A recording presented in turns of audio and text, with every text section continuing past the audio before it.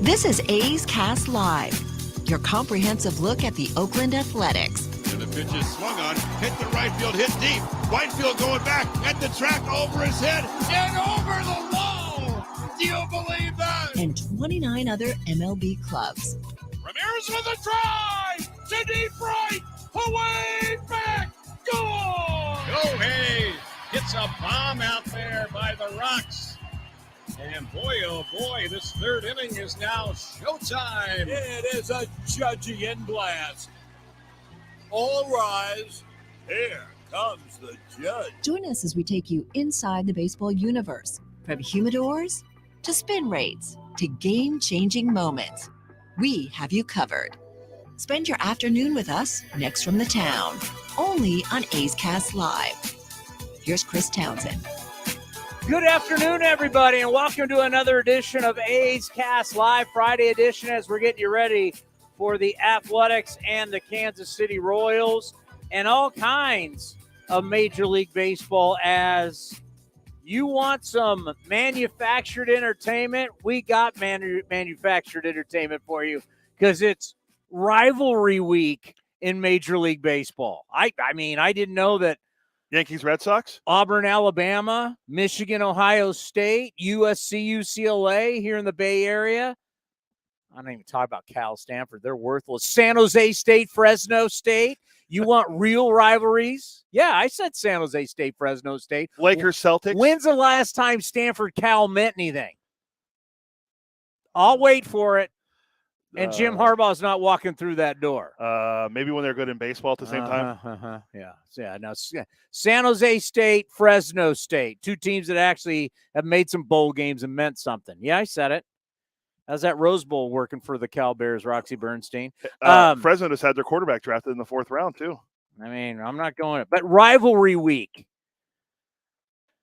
So we got that going for us. Mark Kotsay is going to join us today here on the program from Kansas City. I am going to tell you, very impressed by the digs there at old Kauffman Stadium there in Kansas City. Really one of the old school, still great pieces of property in professional sports, where on one side you have the baseball stadium, on the other side you have Arrowhead Stadium. And you know how we did it years ago. We used to have it, obviously, the Raiders and the A's both played in the same stadium, but both stadiums are on the same property. And it's just a huge parking lot built between them. I know the Royals are now looking for a new stadium. Royals are looking for a new stadium. Well, there's a lot of they hate their owner. Yeah. Where have we heard this one before? Their owner. Where is this not going on?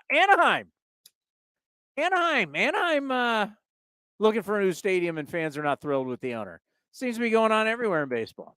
John Sherman's the Royals owner. I believe he just took over within the last, less than 10 years? Yeah, because it used to be the, what was his name? And wasn't he affiliated with the Waltons? I think so. Takes over, when was it? And not the Waltons. Sherman officially took over the Royals in 2019. Not the Waltons of the TV show. Not Bill and Luke? The Waltons of Walmart. Oh, so like Stan Kroenke. He's married into that family. This was, I can't remember who I don't know who owns it. So what do we got today? Kotsay? Your guy. You'll run through a wall for Rex Hudler. I'll follow this man anywhere. The HUD man makes me want, you know what? You want to get me back into fantasy camp? By the way, did you realize they have me not penciled in, but inked into participating in fantasy camp next year? Oh, nice. I didn't know that. I know we talked about it, but I know we joked about it. Yeah. You can still get the let me run the ticker. It's been a while since we played I ran it for fantasy camp. I got a message from the great Vittorio DeBartolo for us to promote fantasy camp. We're going to have Wash on at the end of the month because we're playing the Braves at the Coliseum. Is Wash going to be there? Wash will be there. Oh, I might have to make a comeback. All I know is this. I'm still seeing my man Brody Brazil limping around, and it scares me. Comeback player of the year, by the way. You guys want to get on him. Brody is the comeback player of the year. When's the ESPYs? It's All-Star break, right? Usually July, yeah. Brody Brazil will be up for a comeback player of the year. But Brody scared me. If not, we got to Brody's a lot younger than I am. We got to write him in if he's not on the list. Huh? We got to write him in if he's not. Write him ballot. Have to. The way he performed, got his team to the championship game. He was like Bryce Harper. Didn't win the World Series, but Bryce Harper was hurt and put that team on his back and carried him when it was important. Let me see if we still have the give me a second. Let me see if we still have that video from Fantasy Camp that we were you running. know what the great. So I did yesterday. I did A's TV yesterday. A's pre and post game live over on NBC with my very good friend Shooty Babitt. And Shooty and I were joking. We played golf the other day. And then he brought up again yesterday. Shooty's claiming that if I come out of retirement and I play in fantasy camp, Shooty may participate himself at 63, 64, something like that. Well, ask him about it. He's coming on at 3:30. Oh, yeah, we got Shooty coming. Yeah. Shooty, we may throw down the gauntlet today. Me versus you. This has been... Maybe you can get me. Oh, wow. This has been one of the... Pro athlete can't beat the college nobody. It's hard for these pro guys to beat the college nobody on golf on the links. Well, let me promote. Put it this way: I hold my own against these pro athletes. Did you just go golfing with Shooty the other day? You bet.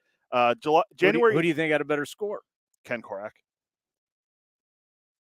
Ken's like a scratch golfer.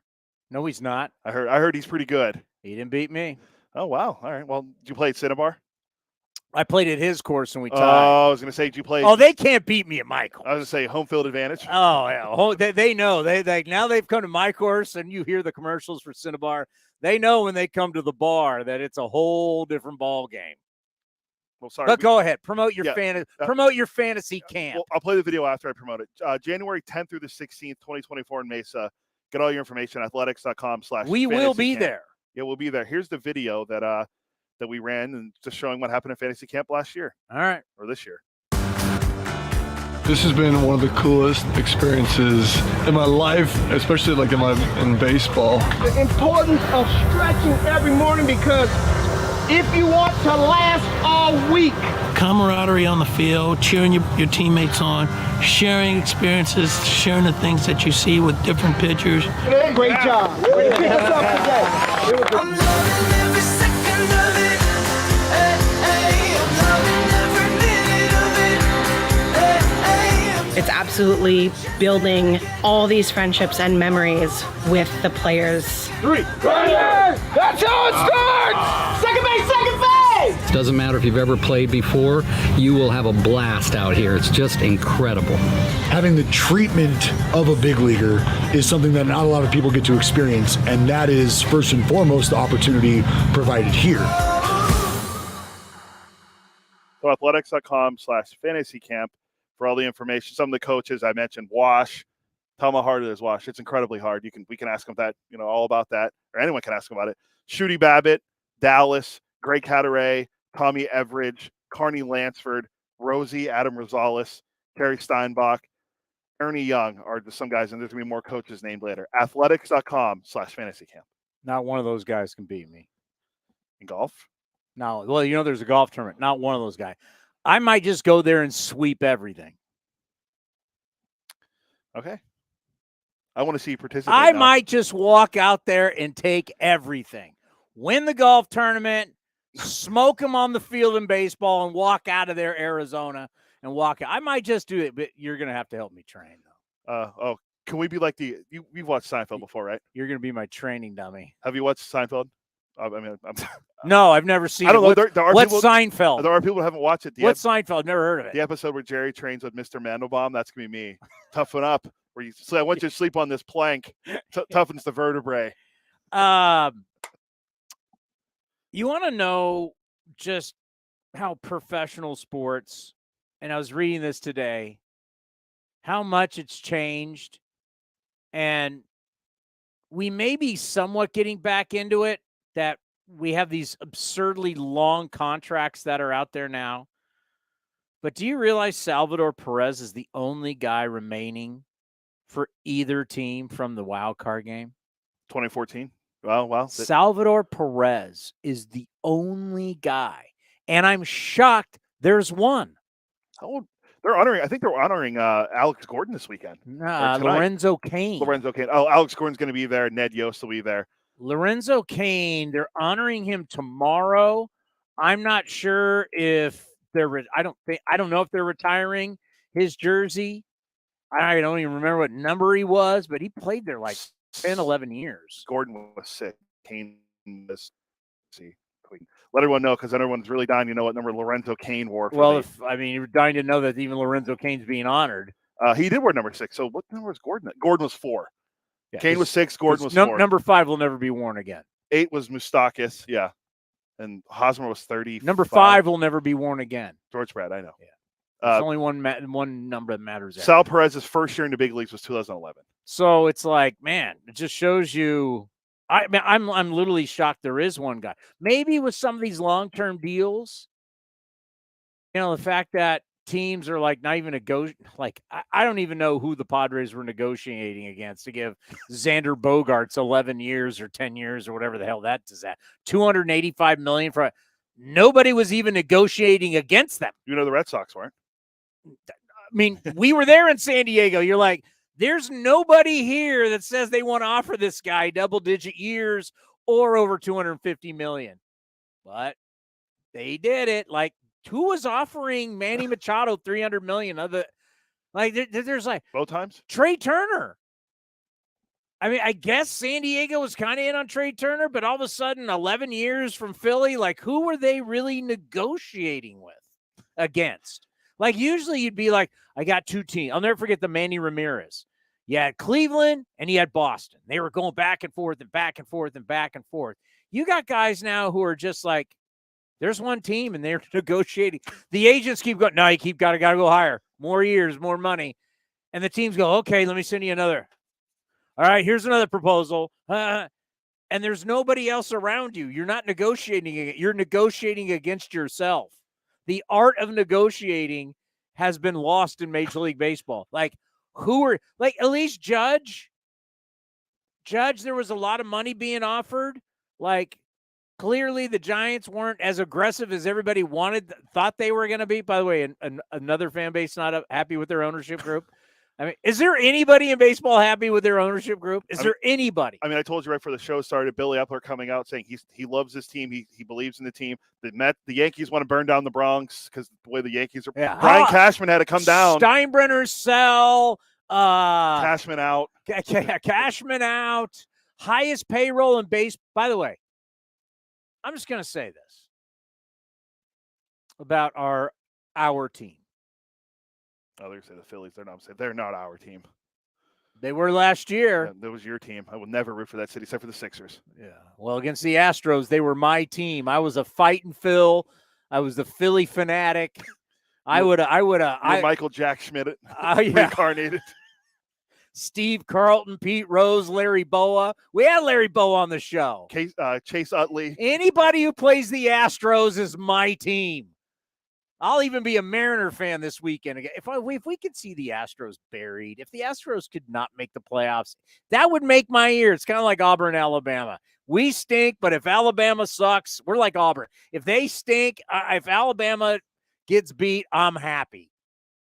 I hate the Astros. Our good friend's on at the first pitch in Seattle tonight. The great Harold Reynolds. Is he really? They're doing their City Connects, debuting their City Connects, and Harold's going to be there.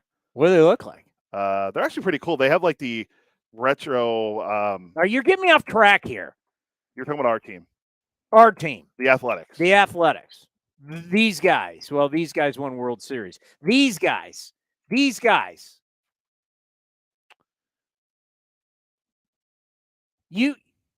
need to go look at the standings, folks. And you need to have some accountability. And the reason why I say that is everybody is talking about all the stuff that's going on. There's a ton of drama. We're all living in it. We're all dealing with it. And we're on the seat of our pants, as they like to say. But there still is a baseball game to be played. There's still a season to be played. We still have to cover it. And for some reason, everybody has been given a pass because of all the drama away from the field. They've been given a pass on the field. You do realize, no matter how bad the run differential is, the A's have made some bad decisions and some really bad plays that have cost them games that they should have won. And so when people sit here and say to me, Towns, this is the worst team, okay? I'm not going to say they're not. I'm just going to say, you realize the Royals only have 8 wins? Yeah, they're not You're good. trying to tell me we've kicked away probably 5 or 6 wins this year. I believe it's 16 games we've held a lead and lost. Okay. We've kicked away at least 5 to 6 games. That would give us a better record than the Royals. You know who that give us a better record than? The St. Louis Cardinals. They've only won 10 games. Stop telling me about the God payroll. Doesn't matter. You're using excuses. Everybody's using the pay. People inside our own organization are using it. Oh, the payroll. Payroll. Detroit just swept the New York Mets, who have the highest payroll in baseball, and they stink. And their payroll, that even though they do have some little bit of a payroll in Detroit, it's all in 3 guys. Miguel Cabrera, who's worthless. That's like 30-something million. He's old. It's his last year. He should have retired. Javi Baez, who they've benched, he stinks. Who's the other guy making money? Eduardo Rodriguez. Well, he's not making that much. He signed a 5 years, $77 million. That was the deal he signed. Yeah, well, I'm saying those are the only guys making multiple, over $10 million. Everybody else is making nothing, and they just swept the Mets. The highest payroll. Verlander was back. The highest payroll. They just got their ass swept by the Tigers. A series yet? At some point, and that's why I'm glad. And you'll hear me. I asked the question. I mean, you heard me ask. I asked the question. Hey, is this a good thing? Or I don't remember how I remember how I approached it yesterday on TV. Now, obviously, on TV, you're not going to be as opinionated as you're going to be here on A's Cast Live, or definitely not as opinionated as we're going to be in the postgame show. But you don't think that was a shot across the bow yesterday to everybody? Hey, suckers, 3 guys are out. 3 guys coming in. Not 1 guy, 3 guys. A group of dudes, you're gone, new guys in. We're not fooling around anymore. And I agree with it. I'm not sitting here. I'm not backing the organization. I'm not backing the front office. I'm just saying, this is a game. You all are getting paid to play the game. We're not talking about a bunch of guys that were drafted in the 40th round here that we have. There's no excuse that we have lost all these games. Yes, we've gotten our ass handed to us in games. I get it. But there's a bunch of games we should have won. And if we would have won what did you say, how many games we have the lead? I believe it's up to 16 now where we had the lead. 16. I'm saying win not even half of those games. You've got a better record than the Royals. You've got a better record than the Cardinals. And nobody's talking about a historic. Rockies only have 12 wins. Hell, the Giants only have 13. Yeah. We wouldn't be talking about these players have to be better. They make simple mistakes that lead to big mistakes. I talk about it all the time, and I'm done doing the excuses about the payroll. Payroll doesn't mean you can field a ground ball. Payroll doesn't mean you play defense. It has nothing to do with playing defense. Payroll normally equates to home runs, guys that can do things that everybody can play defense. There's a bunch of guys who get paid a lot of money who can't play defense. They get paid for offense. You get paid for offense. That's what you get paid for. That's what the big boys, if we go look at the contracts, we look, what do they get paid for? They get paid for hitting the ball out of the ballpark. They're not getting paid because they're slick fielders. So defense, anybody can play. No matter what your payroll is, you can play defense. And God knows we don't put a lot of money. Does anybody really stack their bullpens with a lot of money anymore? No. Padres have spent some. Yeah. Phillies have spent some. But for the most part, the Rays are the poster child. Yankees used to. But now everybody's moving guys in and out, in and out, in and out, in and out. But there's no reason we should only have 6 wins. There's none. We've done dumb stuff. If I got to see somebody hit behind Ruiz again and he gets on base and they swing at the first pitch, Johnny Gomes told me these great stories about Lou Piniella. And he loved playing for Lou, but Lou was old school and tough and just was really cruel. He told some stories, but Lou would like, son, no, son. He pulled guys would be in the box digging in, and Lou would look up and go, this guy's hitting, and they're, no, son, no. And he'd replace guys, call him back. I mean, he did stuff that was like, wow. You know what? I would do Lou Piniella. If you are hitting behind the guy who leads the American League in stolen bases. I think he's on pace for 66. He's now? on pace for 66 stolen bases. I don't know why I'm getting angry. I have a Link Soul great shirt on today with sailboats and palm trees. It's a Friday. I should be having fun. But I'm not having fun because I'm not sleeping good. And I'm tired of watching this garbage baseball, and it has nothing to do with payroll. I get it.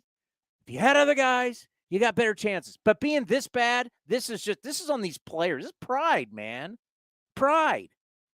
I would be Lou Piniella the next time a guy Ruiz gets on base who's on pace for 66 stolen bases. If you're hitting second and he's on first and you swing at the first pitch, I'm getting up like old man Lou Piniella. Son, no, you're out. Come on. Sit over here. I don't think Lou would get up that fast, but sit over here.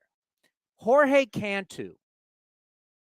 He's a good player for the Rays. Did not want to play against a certain pitcher. And told Lou Piniella, hey, Lou, yeah, my something about his leg. Johnny said it was something about his leg. Yeah. He goes, oh, okay, son, no problem. We'll take you out of the lineup. Next day, Jorge Cantu comes back in. Skip, I feel a lot better. Now, I'm doing Johnny Gomes doing Jorge Cantu, by the way. I don't know if I'm doing a good job doing it, but Johnny was telling us stories. Johnny starts telling stories. It's like, I always said Uncle Townie, come sit around the campfire.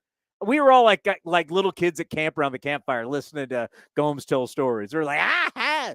So Jorge Cantu comes in the day after, and Johnny was saying it's one of those injuries where you don't want to face a pitcher. I don't feel good. I don't want to face whoever the pitcher was at the time, early 2000s.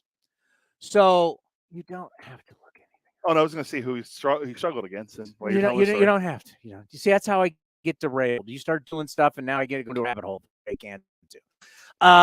So the next day he comes back and he says to Lou, hey, I'm feeling a lot better, ready to go, Skip. You know what Lou Piniella does? Son. He called everybody son because he didn't know anybody's name, according to Johnny. son, no, get healthy. We want you to get healthy. You're not in the lineup today. Get healthy. He didn't play for 10 days. 10 days. He sat his ass for 10 days. And you know what Johnny Gomes said as a young player? All the rest of those Marlins, Rays, Devil Rays, nobody else ever came to Lou Piniella with a nagging injury. Ever again. So before Joe Madden got there and, look at all the things they're doing, it was Lou Piniella who taught these guys, these young guys who just got used to failing and they were getting their butts kicked and they're an expansion team. Lou taught them toughness. Boys, you come to the yard to play every day. So Jorge Cantu, who, as you said, was a good young player, couldn't play one day. And the next day, hey, I feel fine. Oh, really? Didn't play for 9 or 10 days. And everybody sat back and went, this old man's got some cojones. They knew Lou Piniella was running the show. They knew Lou Piniella, the front office wasn't making the lineup. Lou Piniella was making the lineup. And if he knows I can't play, tough pitcher today, well, then sit your butt at the end of the bench. Didn't see an at-bat for like 9-10 days. So you know what? It's time to put your big boy pants on and go out there and start beating some teams. Field the baseball. Throw strikes. If you're asked to bunt, get the bunt down. Hey, outfielders, keep the ball in front of you. Oh, we'll address this with Mark Kotsay. I did it in a very nice way. How many times? We saw it yesterday with Kelnick. Mm-hmm. Kelnick lays out. Woo, misses it. Dude, literally, Vince Cotroneo does this all the time to me. It's the big leagues. You know what? The big leagues now, They have dumb players. We've got super talented. Stop telling me about the big league. Oh, this is the big league level. You left your feet on a ball hit by one of the fastest guys in baseball. So if I'm a pitcher on the mound and I'm watching you where you could have cut this off, would have been a base hit, you would have cut it off one hop, got it into second base. But you, Kelnick, terrific athlete, but really bad judgment, you laid out. He doesn't get it. What happens? Ball goes all the way to the wall. And everybody's running. First rule. I asked Mark Kotsay about this career center fielder. You wait. I didn't bring up Ruiz. He ends up bringing up Ruiz. The knuckleball that he dives for, that was awful. Yeah, you got guys making just boneheaded mistakes. Now Kelnick's for the other team, but it's all over baseball. Stop playing like boneheads. Start playing like educated professionals, and you wouldn't have 6 losses. And pitchers, what did we see yesterday with Drew Rucinski? Do I need to get my scorebook out? Walk, double, walk, walk, walk, walk, walk. You can't walk people. You can't walk people anytime. I don't care what level of baseball do they say, hey, walk the guys. It's a good idea. None. Last time I checked. What? I mean, it's just not the big league level? We have the A's pitching staff overall is 163 walks, which is the most in baseball by 20. But yeah, who's next? The White Sox. Right. Does it take some special ability to throw strikes? No. I mean, I don't know. I wasn't a pitcher, but anyway, the most walks ever in a season, 827 by the 1915 Philadelphia. Well, if you were a legit mathematician, which I know you are not, and I can only say that to him because I'm not either. What are we on pace for? I need that calculator that we found that our friend Carl Buschek showed us. Oh, the magic calculator? Yeah, the magic for home runs. We need that for I mean, 2 days ago was the 5-week mark. And we got how many? 100 and what? 163. That's not talent. I mean, go ahead. I'd rather you go out there, get your brains beat in, give up 20 runs a game. Don't walk anybody. You can't defend a walk. You could have a guy hit the ball. The hardest ball hit this season could be a line drive to shortstop, but it's still an out. Oh, you found it? This is a home run thing, but we have 163 walks. Did for home runs. We did it. There's 32. We played 32 games. Yeah. And there's 162 games in the season. We are on pace with 130 games left for 825 walks, which would be 2 behind the major league record. We're on pace for the major league record of walks given up by a pitching staff. Now, I don't know how accurate the calculator is, but we'll just say it's accurate. I mean, does anybody fact check? I've been watching a lot of stuff. I don't think there's a lot of people fact checking anything anyway. How can you be on pace in modern day baseball where we claim to have all the data, all this data? We got high speed cameras. We got Hawkeye. We got Rapsodo. We got stuff that I don't even know about. And we're going to set the record for walks? That's not good. That's a come on, man. All right, let's see. How many? SC has 13 steals and he's played 32 games.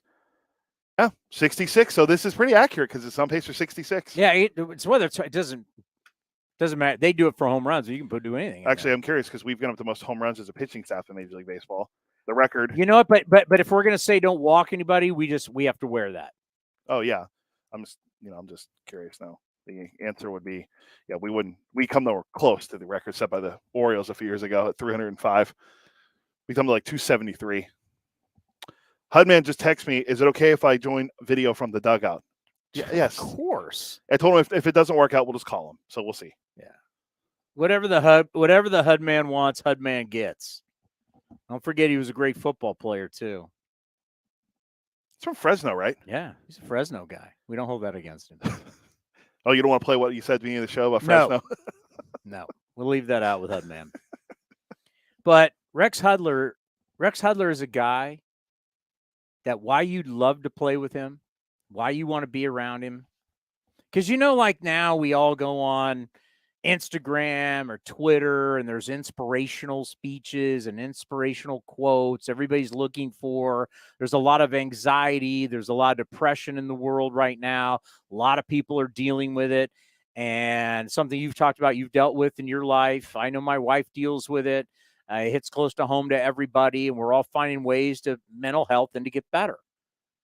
Having someone like Rex Hudler every day who shows up with gratitude, humble, positive, doesn't matter if he's a player, broadcaster, Wonder Dog's ready to go every day.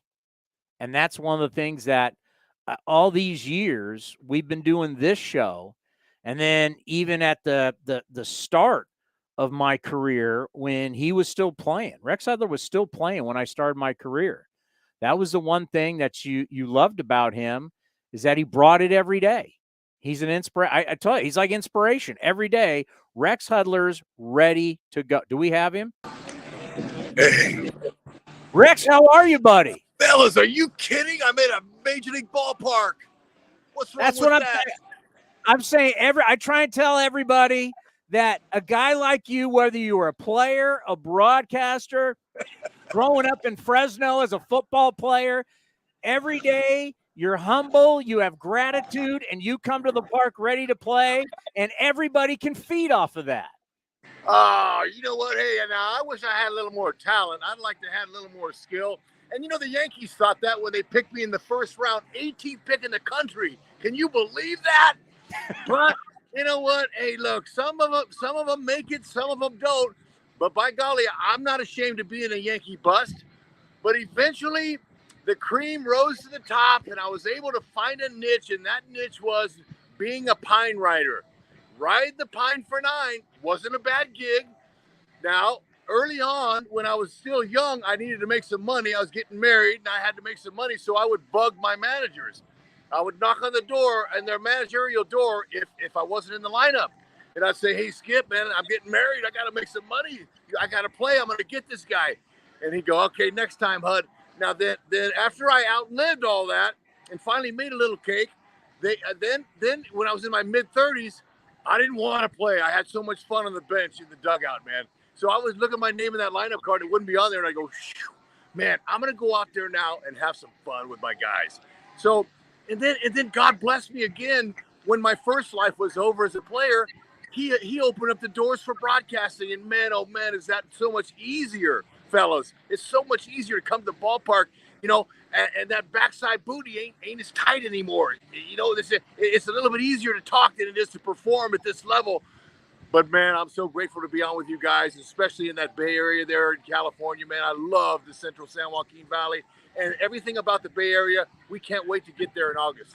Well, it's like bringing you home. Obviously, all your success, as you said, in the Central Valley, in Fresno, and what the Bay Area has meant to you in your career. And when you talk about going to have that personal relationship with your manager, and you want to play, because too many guys, they show up, they don't see themselves in the lineup.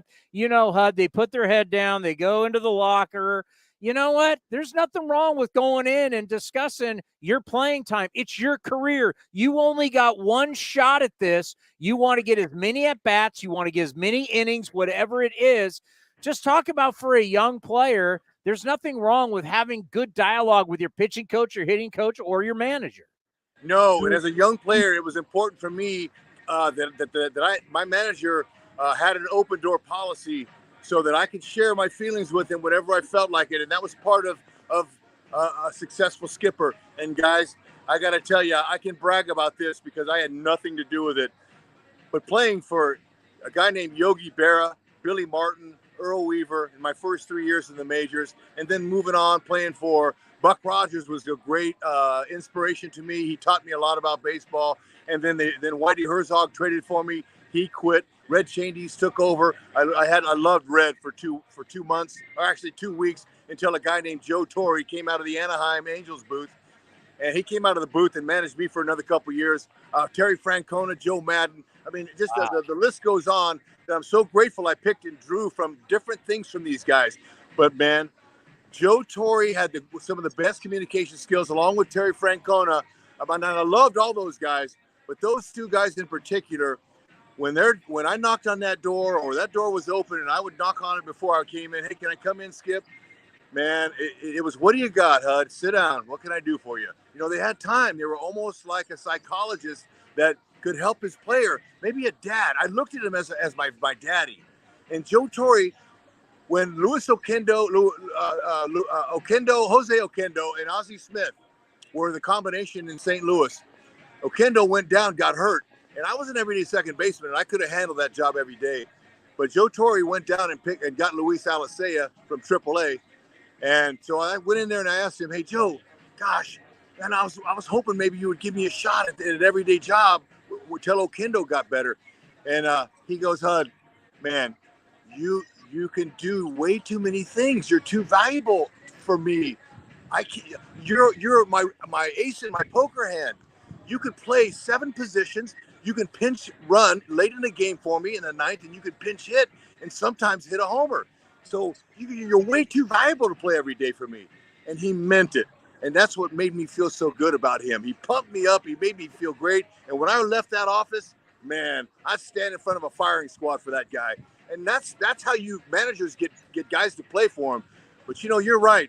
You have to have a desire and a passion and realize that your baseball career is just like this. Now, your life, you hope, is like that. But your baseball career is like that. And if you're not hungry to play, it's going to pass you by. You're going to miss it. Thank God that I was raised by great parents. Mike Noakes, a great baseball coach who graduated from Cal Berkeley. They taught him the school how to play baseball, and he taught me how to play hardball.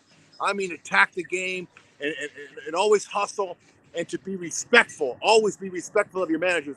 And for these young kids that don't have that, I feel sorry for them. They're going to be out sooner than they want to be. I think about your skill set. What would you be today because of so many relievers and so little bench guys? Because we often have to remember you got to have a backup catcher too as a guy on your bench. So that really limits the guys you have and your ability, as you said, to play 7 different positions, to be able to run, to be able to supply a little power. I think guys always concentrate. They want to play one position. They want to play every day, but you can have a healthy career and make a lot of money being really versatile. Oh, no question. You know, and my mother helped me with that mental adjustment.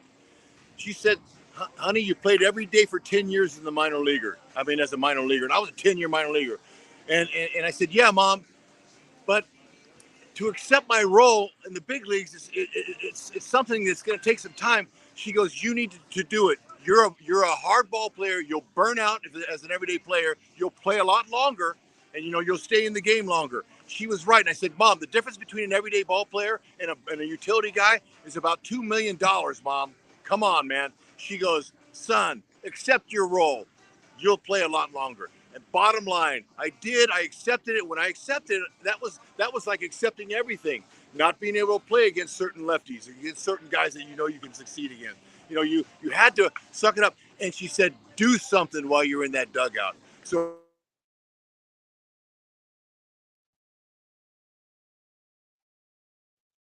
pressure on those guys. There's pressure on everyday players, and to perform. So they don't really have the time, even though they might have the character. They didn't have the time to keep guys loose, and I did that. That was my role, and I had so much fun. In days when I started, I zipped it up, and I had to keep my focus too. And my teammates, mainly Pedro Guerrero, would go, we're not listening to Hud. Hud's not chirping. He must be playing today. And sure enough, I was in there because you couldn't hear me chirping in the background. So I didn't really like to play late in my career. I enjoyed the other stuff. But fellas, it's the grand game for a reason. It's the grand game. It teaches you a lot about life. You got to show up every day, bring a lunch pail. I was a lunch pail guy. And look, when you're between the lines, you don't have no friends. And it's a little different in the modern game today, and that's okay. I'm happy with that. It's a little more of a gentler game. But still, the playing at this highest level against this competition, man, you better rise to the occasion or go find yourself a real job. I know you got to get going. You got to get ready for your broadcast, but let's just quickly talk about these young Royals. It's kind of the same thing with the Athletics. A lot of struggles early. What are you seeing with these Kansas City Royals? I see some future. You know, and for Kansas City fans here, when I got here 12, 13 years ago, 14, I don't even know how many years I've been here now, I would use the word patience, and my partner, Ryan Lefevre, who is here a lot longer than me, would say, Hud, don't use that word anymore. Patience here in Kansas City, people are tired of hearing that because being a small market team, you know, we had to evolve, and we had in our championship run in 14 and 15 back-to-back World Series, that was homegrown, built, and a couple of real smart trades were included there. But we're growing. We got a designated hitter named Vinny Pasquantino, who's a real deal. This guy's he's gonna be a full-time DH probably because of Nick Prado, a future Gold Glove first baseman. He looks good. So we have a couple of guys. Melendez is a full-time outfielder now. Used to be a catcher, hit 40 home runs in the minors. Last year he just broke in. We're a lot like you guys. You're breaking some guys in, some guys that you hope will be guys. And so you got to be patient with that. We're not happy that Brady Singer is supposed to be our ace. He's got an 8 ERA. So it just has not gotten off to a good start like you want. So what do? You don't put your head down and pout. You walk in like you're hitting 300 and you're in first place. That's how you carry yourself as you're a big leaguer in this business of playing every single day for 162. Unlike any other sport. None of the other sports do what we do.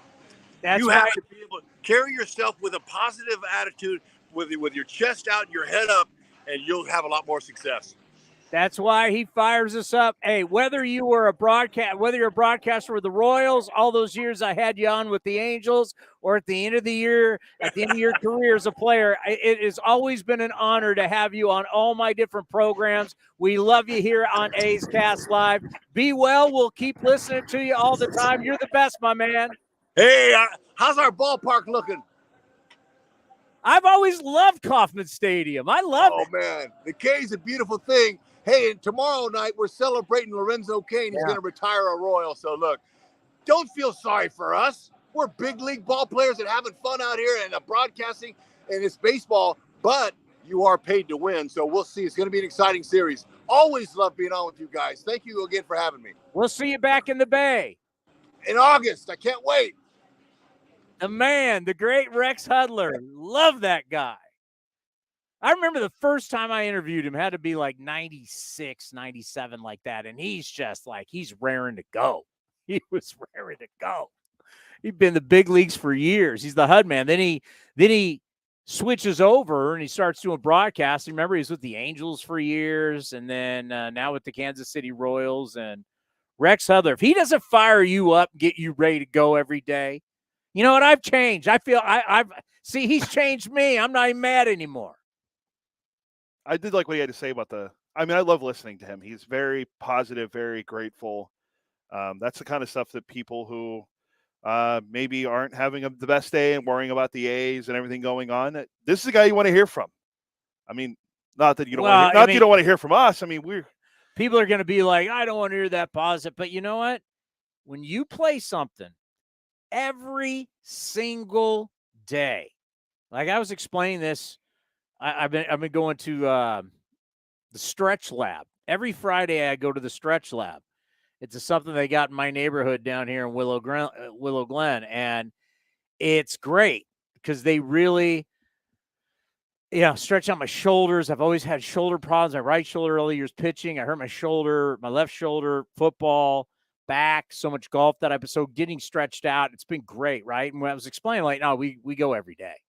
Like I had to be late today because my appointment's at 11 o'clock, but Mark Kotsay wants to do 11:15. So you got to change your life. You got to be flexible and you got to work every day. Right? We had a day off on the 1st. Our next day off is until what? The 18th? No, my day. For me. Not no. You get every weekend off. I'm trying to think. I think it's the 18th is our next day off, right? Yeah. Is it a Monday? I'll tell you right now. Because we play Yankees and come home and play Texas for 4. So it might be the 18th would be that's the 18th. We had the 1st off, and our next day off is not till the 18th. And who's that? That's after we play. Oh, that's when the Diamondbacks come to town. That's 3 against Kansas City, 3 against New York. Then Texas is here for 4, and then 3 for Arizona, and then finally a day off. So you got to be ready to go every day. And if you come in whining and complaining, it's like that doesn't work. That doesn't work. I try and tell people that. Like, you can't let the outside noise affect you getting ready for your preparation every day. You can get mad when you're losing, but you still got to be ready to go and talk baseball and make this thing happen. You can't fold up like a chair. You got to be a pro. And that's what these guys got to do. Pasquantino, who he was just talking about, have you seen his numbers? Dating back to last year? He's a lot of home runs. Old Vinny, I think Jessica had him on. Jess knows him pretty well. Since August of 2022, this is now not a small sample size, he's been one of the best offensive players in baseball. He's 5th in average, 7th in on-base percentage, 9th in slug, so he's one of the top OPS guys, 7th in weighted runs created plus. I mean, he's the top 10 player since August of last year. Yeah. 288 this year, 6 home runs, 15 runs driven in, and a 148 OPS plus. And that's where you start, okay, how do you build? How do you build? How do you get better? You got to find players. And every one of our scouts, we'll talk to Shooty Babitt, John Hughes, legendary scout who works for us, who's had an incredible career. I ran into him the other day at the Coliseum, and you know what they all say? We're out looking for players. We got to find players. We're out looking for players. And that's how this process works. You got to go find players. You got to go find guys who can compete. And you're starting to see, like, how can you say you haven't liked what you've seen with Waldachuk? How can you say you haven't liked what you've seen with J.P. Sears? Mason Miller, obviously, super dynamic. Oh, by the way, I've been reaching out to orthopedic surgeons, the guys that actually do Tommy John surgeries, on this mythical number of 100 pitches. Doesn't mean anything. Because, you hear, I'm worried about the kid's health. Is there any scientific evidence that the minute you go over 100 pitches, that you are putting a pitcher in harm's way, like baseball people try and tell you, who do not have medical degrees, who do not do Tommy John surgeries? Is there any evidence? And so far, I'm getting back 0. Oh, I had a whole thing in the dugout, and people actually get angry. Like Ken Korak was getting angry with me. I'm like, there's no evidence. There's no evidence. They have drilled it into everybody's thick skull that 100 pitches is the danger zone. And I'm not talking Top Gun. Now, that was Top Gun 1. Did they do, and I just watched Top Gun 2. Did they do Danger Zone? That was Kenny Loggins' Danger Zone. Yeah. And what year was that? 86, we said? 85, 86? 86. Right into the danger zone. That was It used to be Stephen Piscotty's walk-up song. That was Top Gun. The first one was the summer before I was going into high school. That's a great movie to have before you go into high school. Oh, it was a big deal. Not to go off on a side. And remember, I was in San Diego where they filmed the movie. It was a big deal. You know what movies they're replaying in the movies right now? It's the 4th anniversary of Return of the Jedi that's actually playing in the movie theater again. You're even allowing you're even justifying our old Star Wars stuff that you guys now all crap on. Well, it's the Mandalorian. His helmet's crooked now. Hold on. Yeah, I took his helmet off. What are you going to do about it? Yeah. You're going to go bathe him for a month, or what do they got to do? He's got to bathe in the waters of Mandalore. They're replaying. My wife and I looked to go see it. Han, if you don't have Chewbacca and Han Solo, I'm not watching. The intergalactic pimp Han Solo. Most overrated character in the Star Wars galaxy. Name me a bigger actor in the history of Star Wars than Harrison Ford. I'll wait. Samuel L. Jackson. Just saying, a lot of them weren't as big as Harrison Ford. Mark Hamill did a really good impression of him on Seth Meyers' show. You ever heard of Harrison Ford? Blade Runner? Huh? You ever heard of him? Indiana Jones? What else he's in a lot of movies. Always been a lot of. I'm just trying to think of like his action movies. He was in like what was it? American what was that it was like real early. It was a folk hero type movie. What the hell was it? He was in I was about to say American Pie. He was in Witness. Right, he was in Witness, wasn't he? I'm like early. Give me his early. Blade Runner was a great movie. It was. He was good in the second one too. Yeah, he was. Yeah, he was in the movie Witness. Yeah, that's John Book. Oh, where's his early stuff? And I know where. See, you get me. Oh, he was Branch Rickey in 42. Oh, that's right. He was. Who else was in 42 in your little Star Wars sagas? I don't think anyone. What movie am I thinking? American Graffiti, an absolute classic in 1973. You don't even know what it is. I've heard of it, never seen it. I mean, he was in TV. He was in Kung Fu, Gunsmoke, Mob Squad. I mean, he's Harrison Ford. He's been in the biggest movies of all. Apocalypse Now. Heard of it? He was really. It was really great during the You're Oscars. talking about a guy that did Star Wars and Raiders of the Lost Ark. Indiana Jones. Pretty big. Same guy who wrote those. Big fan. George Lucas, big fan. I mean, if he just would have been in Jaws, he would have been in everything. every Air Force One. That's a very underrated movie. Yeah. So once again, of all your little Star Wars shows, your little Mandalorian, your little Disney Plus movie, anybody as big as Harrison Ford? And I know I'm making a jackass out of myself. I understand that. But is anybody as big as Harrison Ford in your little Mandalorians? And I saw Solo. That movie, I didn't like the movie. I was on a Raider flight coming back from the East Coast, and I watched it, and it was better than you only got so much to watch. It's true. But anyway, my whole point is I didn't have a problem with Solo. They're showing the movie in the theaters again, and they're still charging you $20 to go see it, a person. It came out $40. You know what? If you want to make it cool, charge what the movies cost back in 1983. Wait a minute. Return of the Jedi was 83? Yeah, it's 40 years. What year was Star Wars? New Hope was in 77. Every 3 years. Yeah, I was a little kid. Empire Strikes Back, which is my favorite one, episode 5, came out in 1980.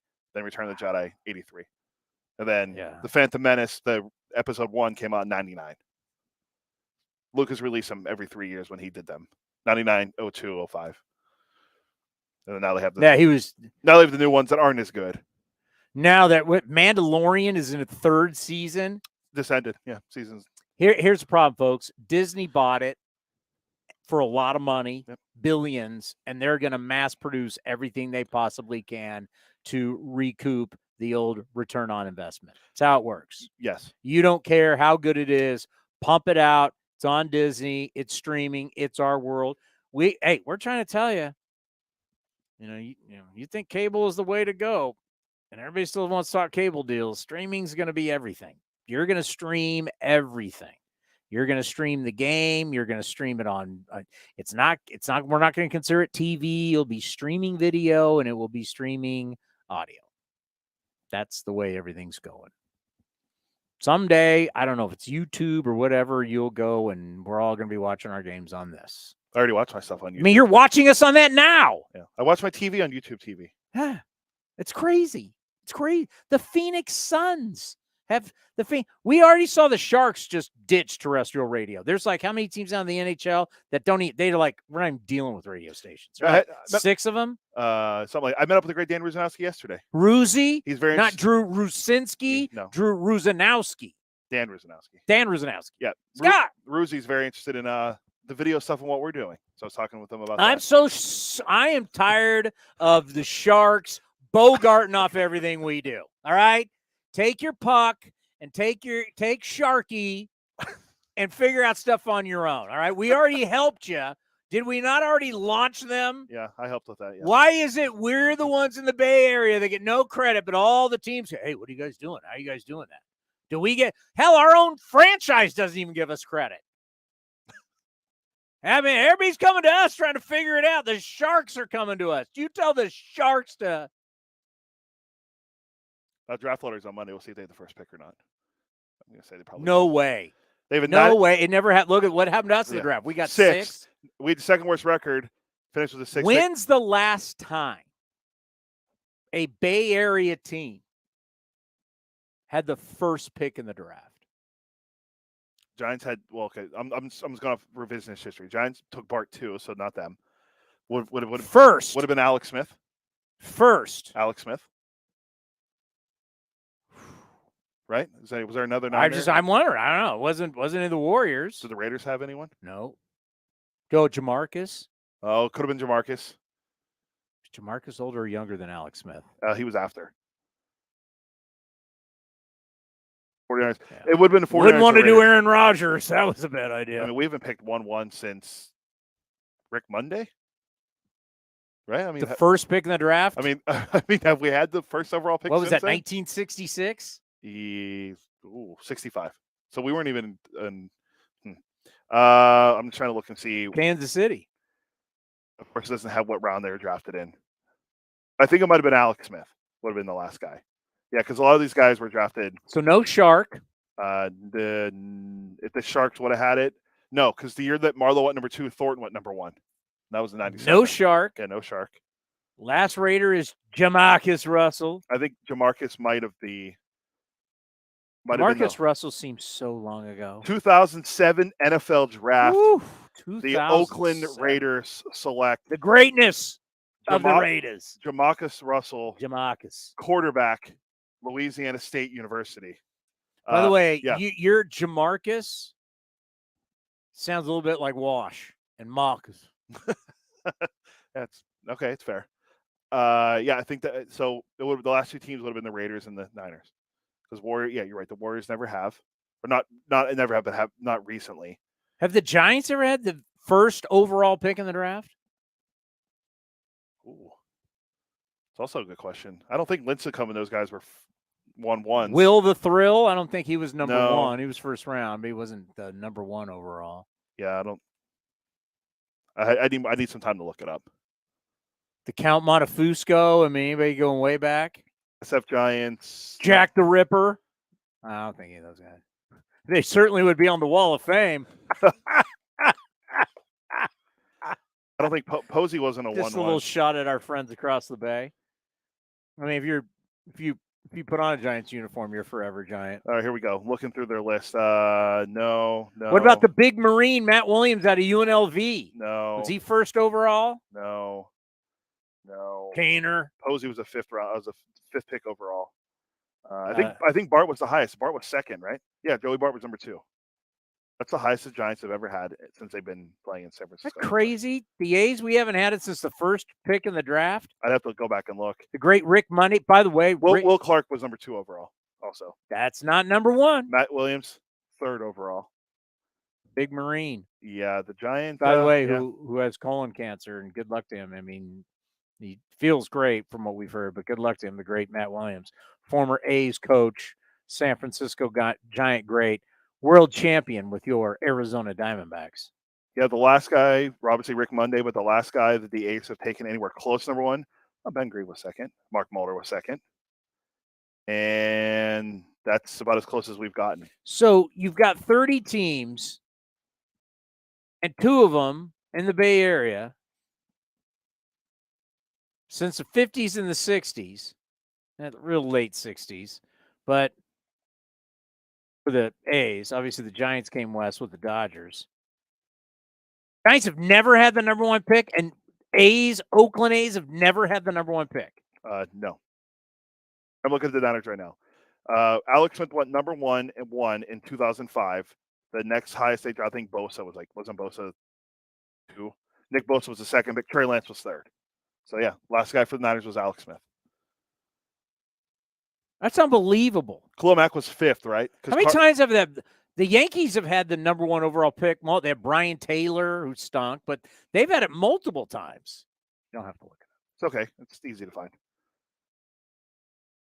But it's like the A's and the Giants have, while they have been in the Bay Area. Ron Bloomberg, he went number 1 in 1967. He went 1-1 for the Yanks. Brian Taylor, who never even debuted. He's only number 1 overall pick, I think, to never debut. That's it for the Yanks. They've had it twice. Yeah, the Yankees haven't even drafted in the top 10 since the last time the Yankees drafted in the top 10 of the draft was, this is incredible, Derek Jeter. The 6th pick. Every year since then. It's rigged. It's rigged. It's rigged. Yeah, I couldn't tell you the last time. The Sharks have. I don't think they've ever had number 1 overall. And they probably won't have it this year, unfortunately. And the kid in the draft is supposed to be the next Gretzky, Crosby, McDavid. The Bay Area always comes so close, but never gets the first pick. That first pick, yeah. Well, Alex Smith and Jamarcus was a total bust, and there was obviously reasons for that. Alex ended up having a nice career. And thank God his leg and where he is. He's a super nice kid. Did you ever watch that E60 on his leg and how they No, but I mean, I've met Alex Smith's parents. I mean, he lived in Los Gatos when he lived there, right? One of my best friends, you met AJ. Yeah. His parents were best friends with Alex's parents. So I mean, I've known Alex Smith's parents. I mean, they're good people. So good to see that Alex Smith, and now he's broadcasting, right? Who's he with? Good looking guy. I think he was. Was it ESPN? I can't remember what he was doing. But yeah, I mean, he's not old. Out of Utah. Urban Meyer. He put Urban Meyer on the map. Yeah. Not Urban Meyer. That Utes team was legit. Who'd they beat in the Fiesta Bowl that year? Whoo! Oh, come on. If I'm asking the question, it should be fairly easy. They beat Pitt? They beat the great Walt Harrison. I was actually going to go Virginia Tech and the Hokies. Oh, Frank Beamer, huh? Yeah, Beamer ball. Marcus Vick, not Michael. No, it was Pitt. Pitt and Rod Rutherford, and I want to say, is Fitzgerald on that team still? He might have already left. So there you go. Yeah, it's been a long time since the Berries had a number 1 overall pick. Surprising. Is it more surprising that, or Wiseman was number 2, I think, for the Warriors? Is it more surprising that, or you look at the A's record and you look at how many times their starters have not gotten a win? Is there any correlation to that? What are we at now? 32? Little hand in hand, Mr. Because I had your voice of the stadium texting me which I am going to annihilate her. She doesn't understand pitch counts and how that affects how many innings you can throw, because you have to throw X amount of innings to even get a win. Like, you can say wins don't matter because people in the game have killed starting pitching. I mean, you've changed the game. Starting pitchers are not allowed to pitch anymore because of this pitch count. Like, you get to 100. I'm getting proof that there's no such thing to this 100. I mean, you even ask someone like Scott Emerson, he gets nervous because you're like, well, why is the number not 90? Yeah, fair. Why isn't the number not 110? Who decided 100? And why do you guys all follow it like it's the – but do you realize how hard – I mean, if you go to get your calculator, 15 pitches for 6 innings, you're at what? 90. You're at 90. So, I mean, you can't be throwing balls. You can't be walking anybody. You can't be giving up hits. You give up anything in any inning, the odds are you'll barely make it to 6 because of how we've now changed the game of baseball. We have changed it to where, I mean, we've pulled guys this year at 70, 65. Domingo Germán had under 90, and he was in the 9th inning. Yes, it got pulled. He didn't even have 100. Didn't they lose that game too? Yes. And people are looking at Aaron Boone going, you got a guy throwing a no-hitter? Do you have a perfect game? No. He had a no-hitter, less than 100 pitches, and gives up a hit, or did he walk? It was, yeah, I remember. I just remember he had somebody got on, and Boone came out, pitches. And everybody at Yankee Stadium was like, dude, you got to have feel. Like, is the guy you're bringing in from the bullpen, Clay Holmes, who's not had a good year, fact, does he have better stuff than the guy on the mound? And the answer is no. What happened? You lost. So this whole way, just because sports changes doesn't mean it's right. Things evolved. Things change. Things change back. There's new ideas. Even like in our sport right now, they have legislated to get rid of things because they didn't think it was good for the game. They didn't think shifting was good for the game. So they legislated it out. They've done everything they can to keep it. I mean, you got to face 3 guys. I hate that rule. Why? Because you like just reliever after reliever after reliever, matchup. Like, there's certain ways for the game. But the one thing that we have done, we have, killed really the starter. And not only that, the way we have prepared our pitchers and the way that we have gotten them ready to be whatever has shown that it gets them hurt more often than not Guys are hurt more than ever. Guys are having surgery more than ever. So not only have you limited them, changed how you train them, you're now injuring them more than ever. And you're still sticking with what you're doing because it is an addiction to the strikeout, velocity, and breaking balls. It's an addiction. How hard can you throw it? How hard can you spin it? And oh, by the way, if you get hurt, who cares? Next. It's like an assembly line. Next. You don't care about these guys.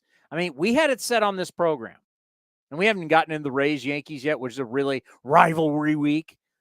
But, I mean, it's well known in our business that they'll use you, you break, they find another. Use you, you break, they find another. And then people who are into numbers try and justify it. They're trying to justify it. Like, well, that's the way it is. That's the way, that's the smart way. That's why, because essentially numbers go hand in hand in our game. It's a game of math, right? Game and percentages. We know the longer you go in the game, the more likely you are to factor in the game. But now that I don't allow anybody to go deeper into the game, now you don't factor in the game when it comes to wins and losses. So wins and losses don't matter to people. But all of a sudden, now that I don't allow you to go deeper into games, I'm now screwing my bullpen, and people are like, what do we do? It's the daily dilemma. Starters don't get deep enough, and I got a burnt bullpen. What do I do? What's your elixir? How do you fix this, Doc? I think one way to get into this, and there's two things I want to say. I don't know if this is a total outlier, but it has to be brought up. Do you think teams are worried about pitchers pitching deep in the games or the pitch count when they have no-hitter because of what happened to Johan Santana? Remember when Johan threw the no-hitter and his career pretty much fell apart after that? Like, he was done. He threw 134 pitches in his no-hitter against the Cardinals 11 years ago, and then he was done. Like, he just never... Well, I have an orthopedic surgeon on my phone that would tell you that's crap. Plus, I'm going to ask, my best friend back in Pittsburgh is a doctor. What kind of doctor? He's not an orthopedic surgeon, but well, I mean, I'm not going to a proctologist. No, he's not. To try and figure out about my elbow. He works as a doctor for one of the Pittsburgh teams, but I will not say. Okay, ask him. I will. Yeah, ask him at 100 pitches or more. Should we panic? Should we panic?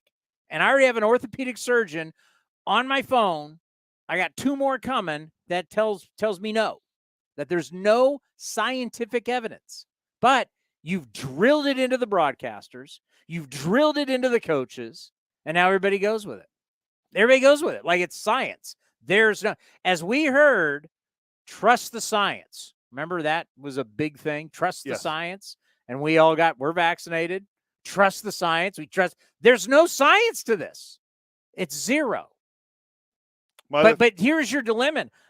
I can go right now. I can just go to MLB stats, and I can show you all these bullpens in baseball that are awful. You're pitching them more, and they're awful. Not everyone's going to be the Rays. Historically awful. Not everyone's going to be the Rays every year. My other point I was going to say is what I think that baseball is going to maybe start getting behind. I'd love to see it, and I know this is big coming from me saying this. I love the double hook rule that they're trying to do in the Atlantic League again, where your pitcher has to go at least 5 innings. That incentivize pitchers going deeper into games, or you lose your DH, meaning your pitcher has to hit, or you have to bring in a different guy to hit every time for the pitcher. So you pretty much use up your entire bench, and all you have left is nothing if you don't have your pitcher go 5 innings. I think if Major League Baseball wants to do it, you put it at 6. That way you start building these starters back up to pitching deep into games. And what would happen? What, if they go 6? What happens if pitchers start going deeper in games? Less bullpen. What else? What goes hand in hand? Injuries. What goes hand in hand? You can ignore it all you want. You know the answer. What happens when you start going deeper in games? Drawing a blank. You get a win or a loss. Oh, yeah. You factor in the game to where it'll be like, well, wait a minute. I went 5 or 6, struck a bunch of people out. I'm done for the day. Well, you realize there's still a third of the game left. That's why starting pitching mattered, because your pitcher pitched most of the game. He factored in the game. You now have pitchers that are not starters who factor mostly in the game. You can look by the innings pitched. They are pitching more innings than ever before. They're pitching the high leverage part and that's where maybe the opener needs to be addressed more. Maybe a guy like Fuji needs just to pitch the first 2 innings and get him out of the way. I heard a caller bring up on postgame, was yesterday or 2 days ago, about using the opener more. Why not? If you know the guy's not going to go, you want guys to go deeper into games, use Fuji, use Sammy Long. Sammy Long has been the opener for the Giants the last couple, at least last year. The guy's done it, and he comes from the Rays system. Well, put it this way. You don't feel comfortable to pitch Fuji at the end of the game because he doesn't throw strikes. Yeah, the other night. Fact or fiction? That's fact. Okay. So why not pitch Fuji Monday? I mean, he should be able to go every other day. You realize that, right? Yeah. When he 2 innings, an inning or 2 innings, he should be able to go every other day. And he pitched. What day did he pitched? What night did he pitch? Was that? I mean, but this is like if you really sat down with baseball people, they'd be like, yeah, Fuji can go 2 innings. Have him go 2 innings on Monday. Have him go an inning on Wednesday. 2 innings on Friday. He should be pitching 3-4 times a week because you don't want to pitch him at the end of the games and you don't want to start him. Well, what's the point of having him on the roster? I'm finding a roster spot for him. I'm finding a way. And oh, by the way, that now allows Waldichuk to go 3 through whatever. And now when he's pitching deep into the game, guess what? Waldichuk pitched well. He gets if you win games, he gets the win. That's what the win always showed. Pitchers got to go deep to get wins. Pitchers who go deep into game are valuable. I remember when we sat down with Dallas Braden, he goes, okay, I get you. But what if I told you a guy goes 7 or 8 innings? Well, that guy usually gets the win. If I went back and look at DeGrom's career, I guarantee you I'd find a mass majority of all the times he went 8 innings, he won. I think we did this before. Right? Yeah, I was right. No, I was going to say, so. But you go, that doesn't matter. I rather quality start. 6 innings. By the way, I still have 3 more innings to go. If I have to get 3 innings now, obviously your starters are not going to go 6. We know that. I mean, I can go to the game log of every single team in baseball and show you their starters aren't going 6 every inning. But I'll play your quality start game. Let's do math. I've got to get 3 innings from my bullpen for 162 games. When we know the reality is there's going to be games starters get pulled earlier than that. I mean, do you realize the amount of innings you're asking? How many outs you're asking your bullpen to get every single day? We just talked about it. We're playing every day. Every day. We're playing from May 2nd to May 17th. We need to get more.